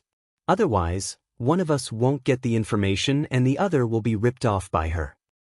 What's more frightening is that after she sells one information, she'll sell another one. In the end, we'll all be ripped off, Against the Current said. Makes sense, makes sense. Unchung Matsu agreed. So, we have to be united, Against the Current said. Of course. The two agreed and returned to the beauty's side. The beauty smiled. How's the discussion going? Name a price. Since the two didn't plan to compete, they naturally let the other party name a price. It was a good and safe method. I want to hear how much you'll be paid. The beauty said. The two looked at each other and smiled. Beauty, don't waste time. We're all smart people, we won't compete. Just name a price and we'll buy it together. The beauty sighed helplessly. If that's the case, then 1,000 gold coins. Beauty, you're ruthless. The two glared at her. Even though a large number of players entered the game after the official launch and impacted the market, causing the price of items to rise and the value of gold coins to depreciate, it had stabilized after more than a month. 1,000 gold coins was still not a small amount. Based on the current value of equipment in the game, weapons with skills were the most valuable, especially those with special skills that weren't in the skill tree. Especially when it came with some special skills that weren't in the skill tree. This type of weapon was the best of the best. Even if the other attributes weren't good, no one would view it as trash. This type of equipment was usually purple, gold was rare, and blue was impossible. This type of equipment had no market price at all. The two parties needed to discuss it according to their own situation and needs. Currently, the highest transaction amount was 5,000 gold coins. There was no guarantee that there wouldn't be more private transactions. Next to the skill weapons were the non-skill purple, gold, blue, and white weapons. The difference between forward weapons was mainly reflected in the additional attributes. White, weapons had no additional attributes, blue, weapons had 1 to 2 attributes, gold, weapons had 3 to 4 attributes, and purple, weapons had more than 5 attributes. The price would depend on the content and value of the additional attributes. Common goods were sold for less than 100 gold coins, while the rarely seen, top-grade goods were sold for more than 1,000 gold coins. As for the legendary green word set, that was truly a legend. It had never been seen in the market, so there was no way to price it. However, according to the information leaked by the officials, the advantage of green equipment was in the hidden attributes when it was set. If it was a single piece, it would only be at the level of blue or gold equipment and could not compare to purple equipment. The moment this beautiful lady opened her mouth and quoted the price of a piece of exquisite equipment, the two of them immediately thought that she had gone mad. It was true that both of them wanted to expand their guilds. If you offered 1,000 gold coins to guarantee that this mage would join your guild, you wouldn't hesitate. But now, it was just a person's name, and it was worth this much. Both of them felt very indignant. The beauty smiled. Is it too expensive? Let's forget about it then. Forget it, let's go post the advertisement. Against the Current said calmly, and dragged Unchung-Matsu away. Unchung-Matsu was still a little hesitant, but he resisted Against the Current because he was a warrior. Against the Current quickly sent a message while giving him a look. Don't worry, they'll definitely call us. It's just a person's name, can we still exchange it for money after we leave this village? The two of them did not work together for nothing, at least they had added each other as friends. Unchung-Matsu thought that it made sense, so he followed Against the Current out of the tavern without looking back. Guild leader, are we leaving? Unchung-Matsu's subordinates were still at the table, and when they saw that the two of them were leaving, they immediately chased after them. Let's go. Let's post the advertisement. Unchung-Matsu purposely raised his voice. But the subordinates replied, and prepared to leave with the two of them. Why aren't you calling us? Seeing that the door was right in front of them, Unchung-Matsu was a little nervous. We can't turn back. Damn it, 1,000 gold coins, if you want to pay, go pay. I'd rather post the advertisement. I don't believe that with the size of Cloud City, she's the only one who knows who this mage is. Against the Current encouraged himself. But when the two of them really left the tavern, the beauty's pleasant voice still did not come. Damn, we really have to post the advertisement. Unchung-Matsu sighed. Against the Current spread his hands to express his helplessness. As he spoke, he saw two members of Against the Current walk in front of him. When they saw Against the Current, they called out to him, and then pulled out 2 pieces of torn paper from their notebooks and pasted them on the wall outside the tavern. Fuck, you're too cunning. You've already pasted it, exclaimed Unchung-Matsu as he looked at the contents of the advertisement. Missing person notice, searching for a male player who has infiltrated the Reborn Amethyst Guild. If you know his identity, please contact me immediately. Then, there were the words, Great Reward, written in huge font. At the bottom, it was the name of the person, not the name of the guild. Okay. Unchung-Matsu nodded and tapped on the piece of paper as he spoke to his subordinates. Write it like this as well. Don't use your identity as a guild member. That'll attract too much attention. The 2 major guilds held a question and answer session for the entire night, putting in a lot of effort to conceal Gu Fei's strength. Gu Fei was described as an extremely perverted man who shamelessly infiltrated the female guild. In short, he did not seem like a powerful person.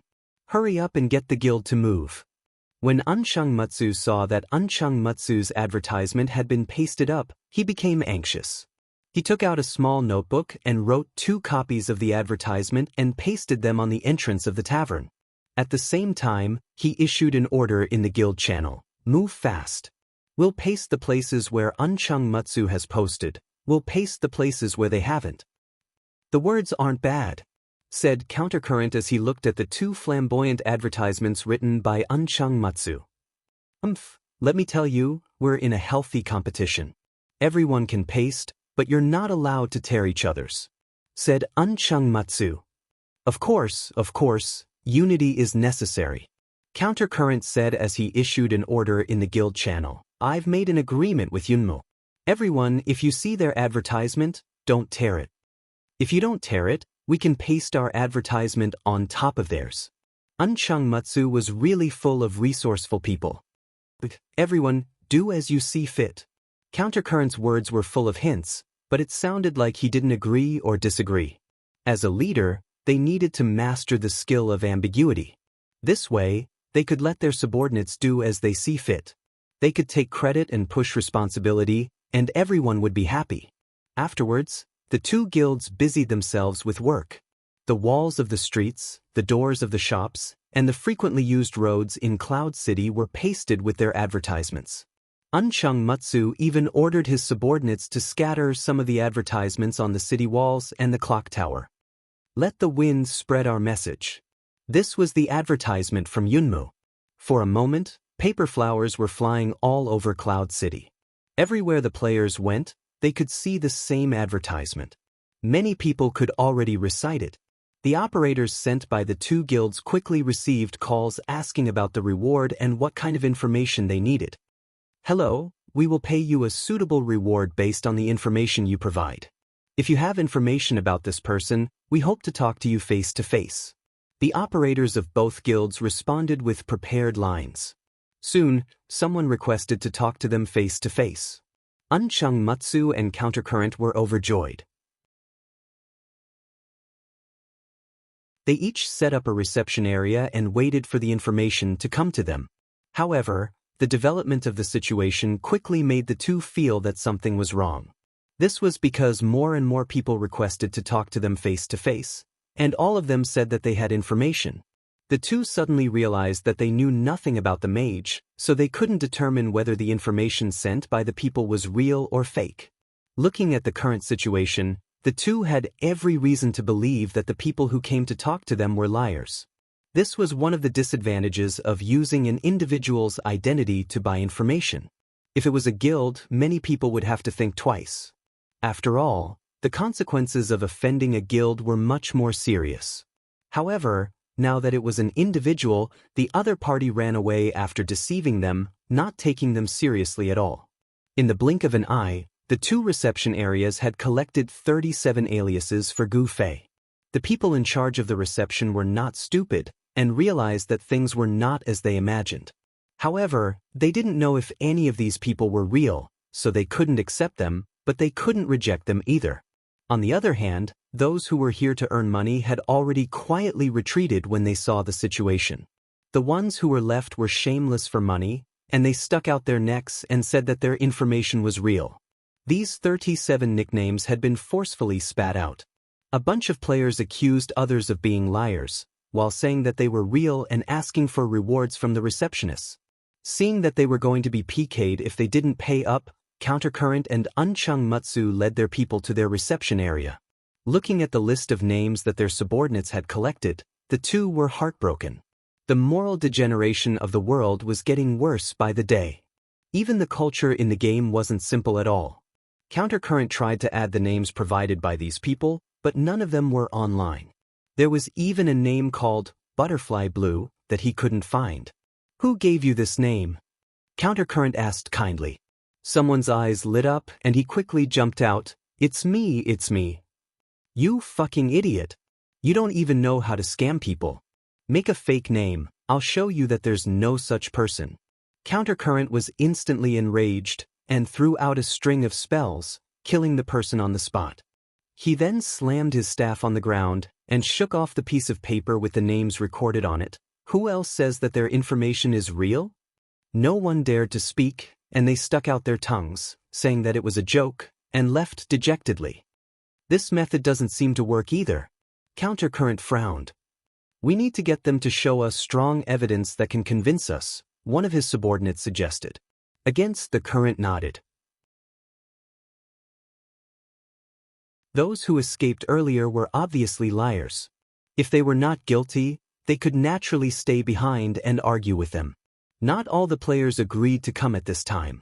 After chasing away the first group, there were others who tried to fish in troubled waters. At this time, they were proven to be liars, and they were all threatened by Countercurrent's inhumane threat. In addition, with the update of the advertisement content, The players finally realized that fishing in troubled waters was not going to work here. Thus, half an hour passed, and the reception area around him was deserted. "How's it going on your side?" Countercurrent sent a message to Unchung Matsu. "I'm busy." Unchung Matsu said, did you find out?" Countercurrent was startled.